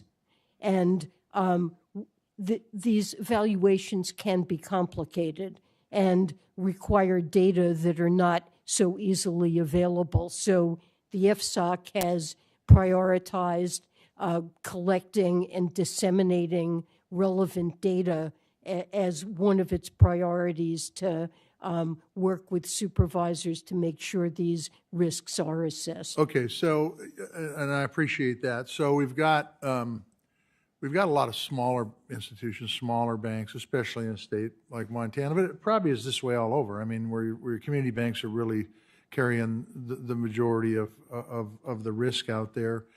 How do you gather that information from those folks without being too burdensome? Well, we're working with the Office of Financial Research to try to produce a database, working with outside providers and pooling the resources and knowledge of the different agencies to be able to compile data that's relevant to evaluating these risks. Okay. I think it's something, I agree, it would be very difficult for individual financial institutions to be able to do. So I want to talk about cybersecurity threats. What threats on the cybersecurity side are concern most to you right now? Well, we're definitely concerned about cyber risk to the financial sector. This has been a long-standing concern. Suppliers of software and inputs that many financial institutions use can be a source of, when they contain malware, can be create risk to multiple financial institutions. We're working carefully with a Treasury that has oversight of the financial sector to quickly disseminate information. Of course, in connection with Russia and Ukraine, we're on heightened alert with respect to potential cybersecurity risks. In the cyber realm, does Congress need to do anything to empower you to deal with this issue, or do you have the capabilities to do it on your own? Well, I believe we do have capabilities working with law enforcement agencies, with CISA. This is largely something that private sector needs to be aware of, have the information. Information dissemination is sometimes imperfect, and we need to make sure that when a risk is identified, that firms know about it. I'd be happy to get back to you with potential legislative needs. I think it's good. I mean, I think it's my opinion, where the next war will be fought, or a good portion of it. Thank you. Thank you, Senator Tester. Senator Daines of also Montana is recognized. Thanks, Mr. Chairman. I'd like to start by associating myself with Senator Tim Scott's remarks, as I also take issue with the characterization of abortion as a way to boost the economy. When I think about the loss of 63 million lives that have been lost to abortion in the United States over the past 50 years, I think of how many more scientists, engineers, farmers, teachers, artists, doctors that our nation could have and should have. And I think that look at low birth rates coupled with an aging population are a threat to our future economic prosperity. So I just want to state that I fervently disagree with your prior characterization. Now turning to my remarks. Secretary Yellen, I believe the Treasury has done a good job ratcheting up sanctions over the past several months, but I don't believe we're moving fast enough. Ukraine has proven they're very capable of winning this war, and we must do everything we can to ensure that they not only win, but they win as soon as possible to stop the ongoing atrocities and the war crimes being committed by Vladimir Putin. Our current sanction regime is full of holes, and enforcing entities that are currently sanctioned is severely lacking. Today, online commercial registry data allows sanctioned entities to be monitored in near real time. And this data is publicly available to Treasury's Office of Foreign Assets Controls. I do believe the use of real-time data needs to be stepped up in a significant manner. I also think sanctions need to be personalized to Putin. He spent decades building a massive commercial and financial network with money hidden all over the world. We need to act swiftly, deliberately in working with the international community to pursue these illicit financial assets. I did send a letter to you yesterday, which outlines specific steps I believe should be taken in short order. Namely, I believe we should take the following actions. Here's a few. Designate Bank Rosia and all of its related entities as a primary money laundering concern under Section 311 of the Patriot Act. Second, revise the 50% rule to provide the OFAC more flexibility. And third, levy new sanctions on Gazprom, Gazprom Bank, and Rosneft. I recognize these actions come with trade-offs, but I believe a prolonged war in which war crimes that I personally witnessed myself in Bucha a few weeks ago are repeated in city after city is simply an unacceptable outcome. My question, Secretary Yellen, I know the letter was just sent yesterday, if you've had a chance to read that letter, and whether Treasury would consider and would take any of these actions, and if not, why? Well, Senator, first of all, we are working very closely with our allies to remain coordinated on sanctions. We're in the process of ratcheting up sanctions, and periodically, almost every week, we've announced further steps to tighten our sanctions. So we wish to take every action that we possibly can to raise the pain to Russia and to end this war as soon as possible. I haven't had a chance to look at your letter. Thank you. I will do so. We've got some, My staff can get back to you to Thank you. discuss. We've got some very specific actions I'd like to consider recommending. It's a valuable set of suggestions. Yeah, and I think also we've got to continue to think about what a prolonged conflict might have on our financial stability and the world's financial stability as we see what's going on right now in terms of energy and as well as food security. You know, Russia's occupying the port city of Kherson. And they aim to control Odessa. In the last 48 hours, we've had significant attacks here on Odessa and, of course, the Black Sea.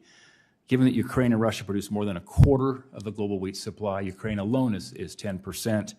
They're equivalent to the United States in terms of global wheat exports. What will happen if the production and the export of the food supply here from that part of the world is taken offline for years? Senator, we're terribly concerned about global food supplies. The IMF World Bank meetings were here a couple of weeks ago, and I convened a meeting of the heads of all the multilateral development banks and finance ministers to discuss this issue, to come up with an action plan. We have 275 million people globally Right. who are at risk in terms of No doubt. And starvation. that letter I sent is meant to be helpful in trying to look at some other targeted sanctions here to continue to ratchet up the pressure here so the Ukrainians can win this war. We share your goal here. Thank you. I want to switch to a question on cyber. Senator Tester brought this up too. I believe that Treasury and FSOC are not placing enough emphasis on cybersecurity as it is a threat to our financial stability. I just spent a couple hours at Fort Meade with General Nakasone to see this firsthand in the classified brief. But in your testimony, you spent 158 words talking about climate-related financial risk. By comparison, you spent 1 word discussing cybersecurity. So do you believe that climate change poses orders of magnitude greater threats to financial stability than the threat posed by inadequate cybersecurity? Cyber is a critical risk. We identify it But as 158 such in the times report. climate change, Climate change hasn't ever previously received attention by FSOC, and from a long-run standpoint, over decades, it's great or greater risk to humanity. It's certainly on a level with cybersecurity, and I think it's appropriate for us to ratchet up attention given that it's received so little, but not trying to say that cybersecurity isn't an utterly critical risk. It is. 158 to 1 sends a pretty strong message, but thank you. Thanks, Senator Daines. Senator Warnock from Georgia is recognized. Thank you so very much, Chairman Brown, and thank you, Secretary Yellen, for testifying before the committee. As I was saying last week, one of the most effective things that the President of the United States can do to lower costs for Georgians and to help close the racial wealth gap is to cancel student debt. This would have a transformative change on young Americans across the country, freeing an entire generation from this crushing economic burden of student debt. I know a little about student loans I borrowed in order to make it through college, first college graduate in my family, but it was a different time. I must admit, over 30 years ago. Our kids now are graduating and they have a mortgage before they have a mortgage. Secretary Yellen, the average Georgian with student debt has to pay $277 per month. Without that monthly burden, would it be easier for Georgia borrowers to save for a down payment, say, on their first home? Sure. Senator, I agree that student debt is a substantial burden to many people, especially those who end up with low incomes or have gone to colleges or for-profit institutions that actually haven't either not completed their degrees or haven't found themselves with enhanced skills that enable them to do well in the job market, and it makes it hard to buy a house or. Absolutely. And a lot of folks who are under the load of this crushing debt actually don't have a degree. Yes, a lot of people don't finish their degrees, and that's a huge Do you problem. think if we cancel student debt, it might encourage entrepreneurship, the starting of small businesses? Well, it would provide greater resources to do so. It'd make it easier. And collectively, are those things good for the economy or bad for the economy? Well, they could be good for the economy. There are some trade-offs involved that need to be analyzed. Okay. As Secretary of the Treasury, if President Biden issues an executive order to cancel student debt, are you and the Treasury Department prepared to fully support the implementation of such an order? Certainly we will support anything that President Biden decides is his policy, and he's in the process of thinking through how he wishes to approach student debt. Yeah, I understand he is thinking it through, and he's talked about it publicly, and I just think that this is a real transformational possibility, and I hope we do it in a way that will actually make a real difference for people's lives. I want to switch topics here. Last week, I chaired a subcommittee hearing examining overdraft fees and their effects on working families. We heard testimony about the predatory practices of overdraft services offered by some banks.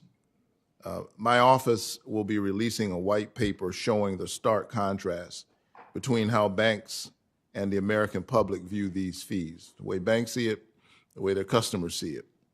If overdrafts have become a necessary financial safety feature, then the public should not view them as predatory or illegal, as the white paper concludes. We also heard that some banks rely on these overdraft fees to stay solvent. Imagine that, the bank relying on overdraft fees so that the bank can remain solvent. Do you believe that a bank that relies on exorbitant overdraft fees to make any profit is a safe and sound financial institution? Well, I would certainly hope that that is not the major source of profit for a bank that is serving the public.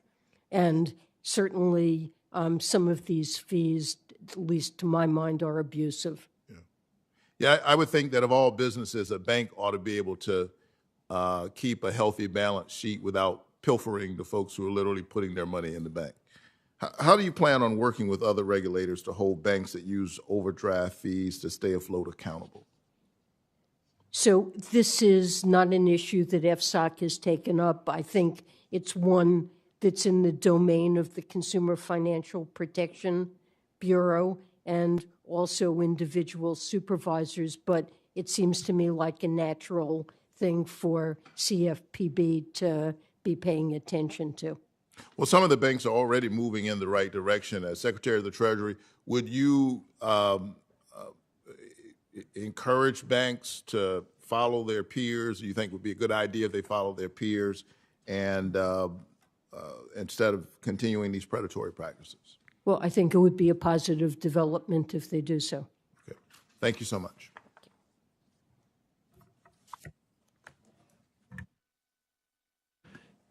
Thank you, Senator Warnock. Senator Sinema from Arizona is recognized from her office. Thank you, Mr. Chairman, for holding this hearing today. Secretary Yellen, thanks for joining us. Arizonans continue to be concerned about inflation and rising prices. Both parties need to work together to address supply chain bottlenecks, reduce costs for families, and fight inflation, just like we worked together to pass the bipartisan infrastructure law.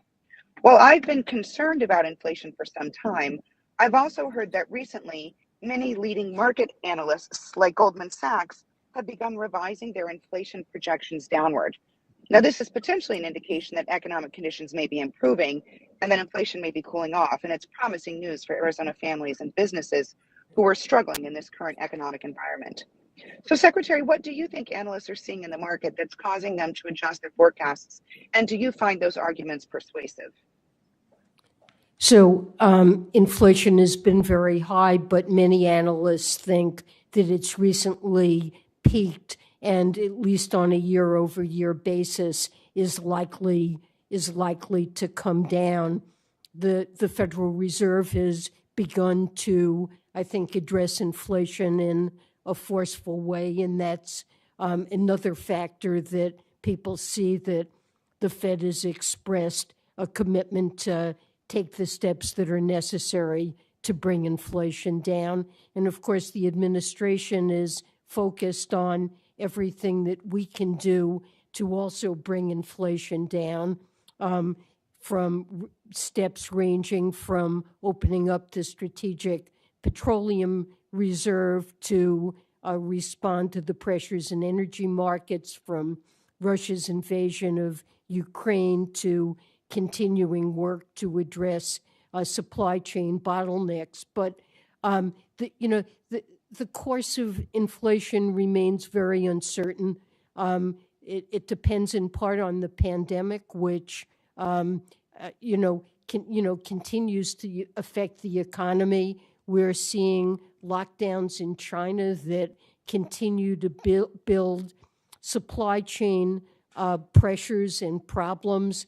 And, in the United States, I think consumer spending patterns are returning to something more normal, shifting somewhat away from goods and back toward services, which should be helpful.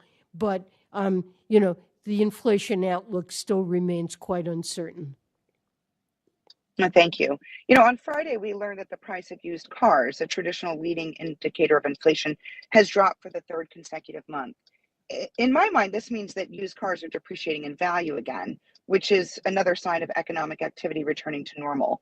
So, how do you think about this indicator, and how do these data points inform the FSOC's thinking and work when it comes to inflation? So I guess when I think about the car market, the major thing I think is we had a huge run up in the prices of both new and used cars. It contributed almost a third to the pickup in inflation we saw, and it partly reflected a rapid recovery in consumer demand to buy cars as the economy was recovering from the pandemic, coupled with a shortage of semiconductors that actually depressed the ability of the industry to produce cars. And so we saw a drying up of inventories, extreme shortages, and huge pressure on the prices of new cars that spilled over to used cars as well, dramatic pickup in prices, and that's beginning to mitigate now as the economy continues its recovery. So prices are finally beginning to come down a bit, but they remain very, very high until the semiconductor situation is resolved.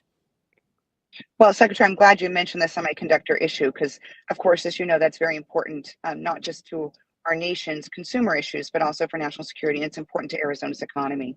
My last question, as you know, I chair the Financial Innovation Caucus as the Democratic co-chair, and I'm committed to ensuring that we address systemic risk while cultivating an ecosystem that encourages responsible innovation, and especially that applies to Web3 and crypto. In February, the Financial Stability Board recommended that regulators improve coordination and information sharing to better address the cross-border and cross-sectoral nature of crypto assets.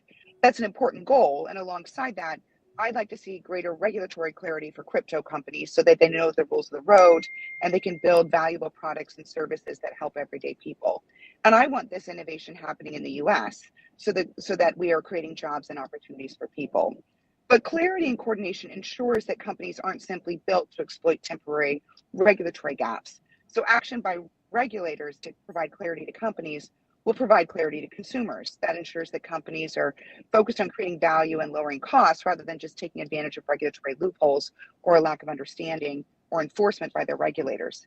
Now, the FSOC and the regulatory entities that comprise its membership sit at the center of this dilemma. So how are these objectives being incorporated into the work going forward? So let me first say that I completely agree with the discussion that you just gave, that there can be benefits from innovation in these areas, and we want to make sure that there's a solid regulatory framework in place so that firms and consumers understand what the rules of the road are, and we don't end up with regulatory arbitrage. That's critical also from an international perspective.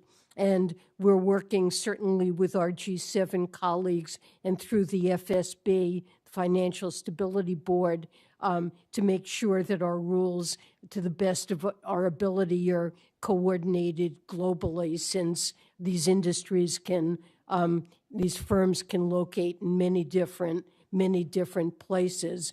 The Financial Stability Oversight Council has been directed by the president as part of his executive order to issue a report on the risks, the financial stability risks associated with cryptocurrencies, and we're in the process of doing that. Thank you, Senator Sinema. Senator Thank you. Ossoff. Thank you. Senator Ossoff from Georgia is recognized. Thank you, Mr. Chairman, and thank you, Secretary Yellen, for joining us. You noted, and FSOC has noted, cyber risk as a threat to financial stability. I'm working to protect credit unions and credit union customers in Georgia and across the country from cyber risk. Would like you to comment on the authorities that the National Credit Union Administration lacks and, in my view, should have to ensure that third-party services provided to credit unions, such as data processing, loan underwriting. Increasingly, credit unions rely upon third-party service providers in order to undertake those tasks. but there is no requirement that those credit union service providers notify the NCUA of a cyber attack, nor does the NCUA have the authority to examine those credit union service providers for cyber vulnerabilities, whereas traditional commercial bank regulators do have such authorities. Do you agree that empowering NCUA, and I'm developing legislation to do this, to examine credit union service providers for cyber risk and requiring mandatory reporting of cyber incidents would help protect credit unions and their customers from cyber risk? So I'd be glad to have a detailed look at the legislation that you're proposing, and would be glad to provide technical advice. I'm not an expert in this area, but I am aware that NCUA lacks some of the ability to supervise, look at servicers that the bank regulatory agencies have. And if I understand that properly, that certainly seems like an important gap that deserves to be filled. Thank you, Madam Secretary. I'm going to ask you for your assistance identifying the appropriate official at Treasury or elsewhere in the administration for designation to work with parties in Georgia on a range of issues of concern to my constituents, and hoping that you can briefly commit as I work through these issues to helping me identify that official and working to connect them with the appropriate authorities in Georgia. I'm going to begin with... Absolutely, yes. Thank you. I want to begin with the Port of Savannah and the Port of Brunswick. Senator Warnock and I worked with your staff in the White House and the Georgia Ports Authority last year to establish a pop-up container yard to relieve some of the congestion in the Port of Savannah. At the Port of Brunswick, we worked last year to add a roll-on, roll-off berth. There's a lot of car shipping through the Port of Brunswick. I've just introduced legislation to expand the navigation channel, to expand capacity. Will you please work with my office to identify the appropriate official designated to work with the Georgia Ports Authority on an ongoing basis to relieve congestion at the port, improve shipping operations, and in so doing, address supply chain bottlenecks and rapidly rising costs for American consumers? Absolutely. I promise you that we will work with you on that. Thank you, Secretary Yellen. I want to raise as well the challenge posed by rapidly rising rents and home prices. I want to focus in on Metro Atlanta, and I'm asking for your commitment that you'll identify the appropriate Treasury official or other administration official to work with the Office of the Mayor of Atlanta, the Atlanta Regional Commission, other local, municipal, and county officials to develop a regional housing plan with the assistance and consultation of the appropriate federal agencies. Will you help me with that? Certainly. I mean, it might be that HUD should be involved in that as well. I'm not sure what our division of responsibilities is, but be glad to connect you with the appropriate people in Treasury. Great. I appreciate that. I want to also discuss the State Small Business Credit Initiative. This, as I understand it, has been useful for small businesses in Georgia. Last year, Congress authorized an additional $10 billion to expand access to capital for small businesses through the State Small Business Credit Initiative, and Georgia expects to receive about $200 million through our Department of Community Affairs to support lending to small businesses. So I'm asking for a similar commitment that you will work with my office to determine how we can expedite the full provision of that resource to the state of Georgia to help Georgia's small businesses. Yes, of course. We're working very hard on getting the money out under that initiative, and we'll work closely with you on to make sure it's successful.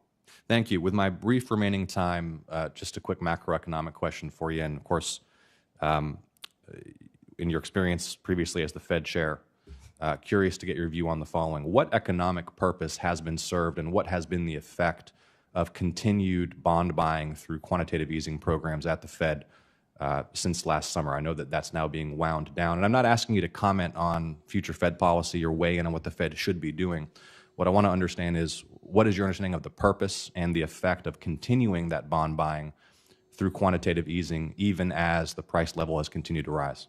The Fed has ceased the bond buying under that program. The purpose of it was to ease financial conditions at a time when the economy appeared to require support when it was weak. By buying longer-term bonds, it tends to flatten the yield curve or push down the term premium in longer-term bonds and promote, spending on housing or other things that rely on long-term financing. But the program has ended, and the Fed has announced that it's going to be diminishing its holdings over time, and that serves to tighten financial conditions. Thank you, Senator Ossoff. Senator Van Hollen's recognized from Maryland. Thank you, Mr. Chairman. Welcome, Madam Secretary. Great to have you here. I do want to start by recognizing the good news in the jobs market. Jobs have come roaring back much faster than anybody anticipated as a result of the American Rescue Plan. We have a tight labor market, and I want to associate myself with those of my colleagues who say one thing we could do right now is to reduce the cost of quality childcare so that more people could enter the workforce. My questions to you are going to focus mostly on the situation in Ukraine and the sanctions. I want to applaud you and the President for the actions you took at the G7 to further tighten sanctions. Of course, our goal is to make sure that Russia feels the pain of the sanctions more than others around the world. Obviously, the war is creating all sorts of economic repercussions. So we have to make sure that we target those sanctions and make it felt. Here at home, we are working to close any loopholes. As you know, I chair the subcommittee that on the Appropriations Committee that oversees the Treasury Department, and this emergency proposal we've made includes an additional $52 million for FinCEN as well as the IRS Criminal Investigations Group to go after any efforts at Russian money laundering, and we need to accelerate the implementation of the Corporate Transparency Act and the Anti-Money Laundering Act, and look forward to working with you on that. But I am concerned that as we're plugging these holes here at home, other countries are opening doors to more purchases from Russia overseas. And it doesn't do us a lot of good to batten down the hatches here if we're just opening up escape and pressure valves overseas. So I asked Secretary Blinken last week whether we had used any of our secondary sanctions authority, whether the Biden administration used any secondary sanctions authority to go after countries, banks, others that could be found to be evading our sanctions. His answer last week was no. My understanding is to date we've not applied any secondary sanctions. Is that correct? Well, we make it clear when we put in place sanctions that any entity that provides material support to help a sanctioned entity evade those sanctions can themselves be sanctioned. And that is something that we are prepared to do, and we think our willingness and ability to do so is having a very substantial impact. When you look around the world, you find that financial institutions, whether they're in China or in other countries that may not be terribly supportive of our views on the war that Russia's waged in Ukraine, they are very worried about themselves being the target of sanctions for providing material help in evading sanctions. So, Madam Secretary, if I could, I don't think, maybe it is. Is it your testimony that no financial institutions around the world are providing material support to? I'm not going to go so far as to say no. Let me, if I could, because of a limited time, I just want to read you a couple headlines, recent headlines. BBC: wealthy Russians flee to Dubai to avoid sanctions. It reads: Russian billionaires and entrepreneurs have been arriving in the United Arab Emirates in unprecedented numbers. Property purchases in Dubai by Russians surged by 67% in the first 3 months of 2022. I have to believe that some Dubai banks that have connections to the United States banking system have been involved. Here's a Financial Times first sentence: China's independent refiners start buying Russian oil at steep discounts. New York Times, India finds Russian oil irresistible deal despite the diplomatic pressure. You have some countries that are actually increasing the volume of their imports of Russian oil. Well, we haven't said that it's not a violation of our sanctions for countries to buy Russian oil. Right. So that is my question. I thank you for raising that. You do have it. Here's the question. I hope you would agree that we don't want countries increasing their exports of Russian oil above what they were before the war. Would you agree that that's something that is not in our interest? Well, I think personally what I think is in our interest is depriving Russia of revenue from selling oil in global markets. And that's a somewhat different thing than saying that we wish to hold Russian oil off of global markets, because when we do that, we can end up driving up the price of oil globally, which counterintuitively can be raise Russian revenues rather than lower them. So No, I think I do we have appreciate to be that very balance. careful about that. I appreciate that balance. We are paying increased, prices for oil in the United States because of the global markets. Others are too. It seems to me we should be taking strong action against those that are sort of taking advantage and war profiteering effectively off of the situation. We're going to pursue this. I've had conversations with Senator Toomey about secondary sanctions.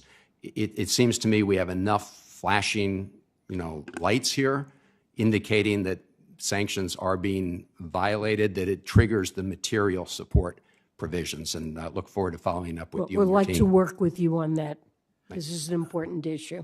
Thank you, Senator Van Hollen. I will now do my questions. I did not go in the round of questions. Secretary Yellen, we know how important financial stability is as we face the global uncertainty of pandemic, supply chain disruptions, and Russia's attack on Ukraine. Putin's price hikes causing pain at the pump and market distortions in our country. What are the long-term financial stability impacts of those Russia's illegal actions? Well, they certainly are causing pain in the United States and around the globe. And we're very worried. The IMF issued a recent report showing there's diminished prospects for global growth and higher inflation. We're likely to see and are seeing tighter monetary policy all around the world. So we're in an environment of high inflation and rising interest rates. A global downturn would have many repercussions on the United States, which could impact the well-being of and earnings of financial institutions, including American banks. And in an environment of rising interest rates with high inflation, there certainly are risks to banks and to borrowers who are indebted. Our financial stability report looks at some of those risks. Generally, although debt burdens of companies are high, debt service ratios are not very high, which suggests good prospects there. Supervisors regularly evaluate banks with respect to interest rate risks. As interest rates rise, that tends to diminish the value of assets that they hold on their portfolio, but it has the contrary effect of tending to raise net interest margins. But there certainly are in parts of the financial system where there may be leverage. The Federal Reserve issued its financial stability report just yesterday and noted insurance companies and some hedge funds as leveraged entities that could be vulnerable in a rising interest rate environment. Thank you, Ty. As you talk about the Fed's role in fighting an inflation caused by Russia's war, as inflation caused by the pandemic, caused by supply chain interruptions, and distortions. And as interest rates rise and risk could bubble up on Wall Street, walk through why it's important for financial firms to have sufficient capital, liquidity, and other safeguards to protect against economic shock from those risks. It's critically important, and I think we have Dodd-Frank to thank for the fact that banks have adequate capital and liquidity, and certainly look from the Fed stress tests like they would be able to fare very well in a stressful environment, and did very well when the pandemic struck in March of 2020. And I know you recognize that banks did well through this pandemic. A number of banks did stock buybacks. Executive compensation was stratospheric. But I'm also concerned, as I know you are, from comments in the past about risks in the shadow banking system. So those remain, and they're high on our agenda to address, but they've not yet been addressed. Money market funds, maybe hedge funds, open-end mutual funds. And thank you. My last question, you've warned a number of times that the last thing we need is for risky new financial products to crash our financial system. Stablecoin companies claim that they're backed by supposedly safe assets, but they've proven to be wildly volatile. Just look what happened yesterday in the markets, rife with speculation and fraud, no recourse for consumers who've been the victim of scams. Why is it critical for FSOC, the member agencies of FSOC, which you chair, why is it critical for them to be united on a strong regulatory structure for stablecoins? Well, I think it's important for us to agree on what kind of structure is needed to ensure that these are introduced in a safe and sound fashion and don't create financial stability risks.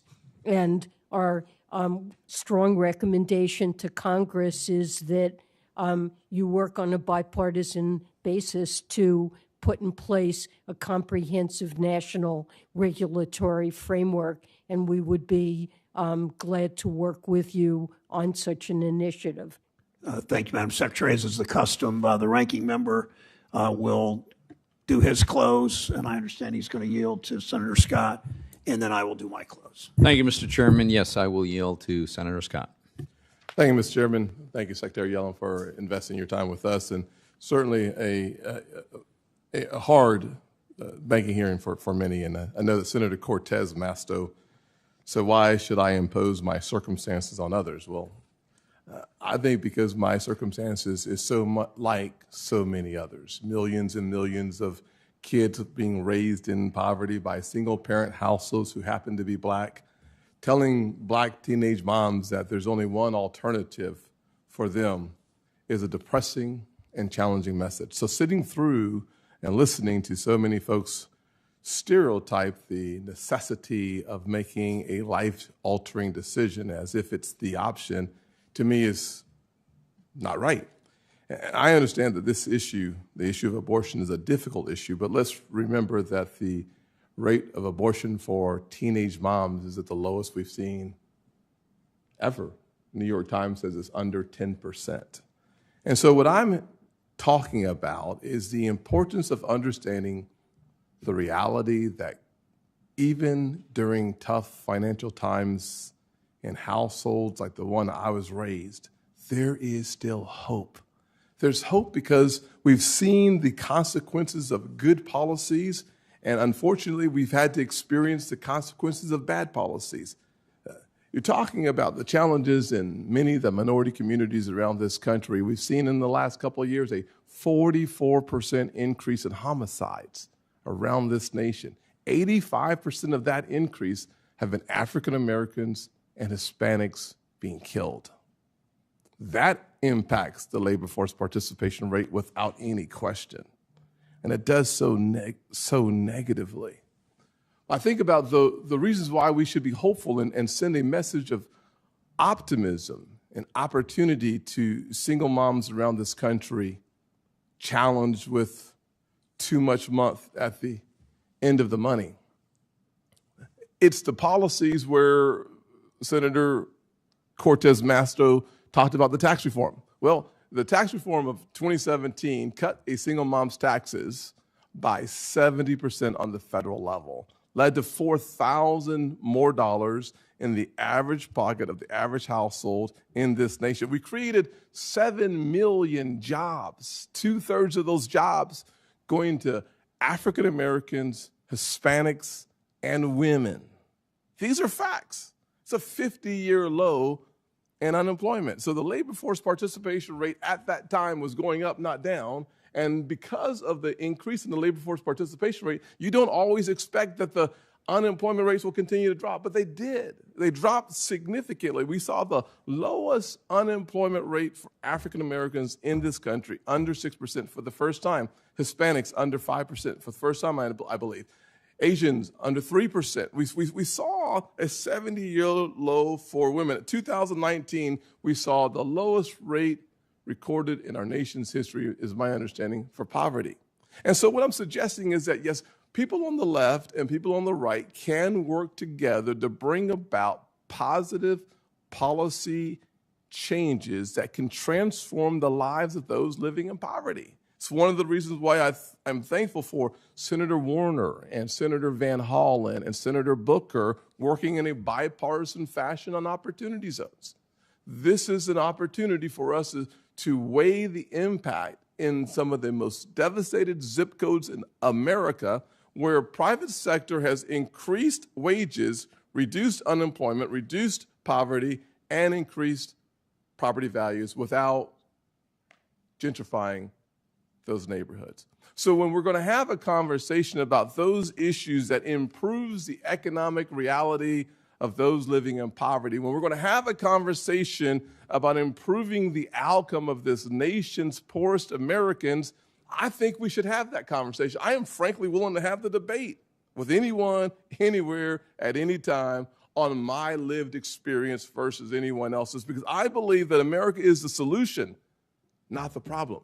I believe that we can work both left and right together to find those solutions and not only debate them, but try them in the public forum. And when we do so, I believe America is better. Not when we demonize one side or the other side. I refuse to have a conversation about wrong on one side and right on the other side. I'm simply saying that the experience of so many of us, millions of us in poverty, I conclude is a reason to be hopeful about what's possible, even for those incredibly powerful, positive women making really hard choices.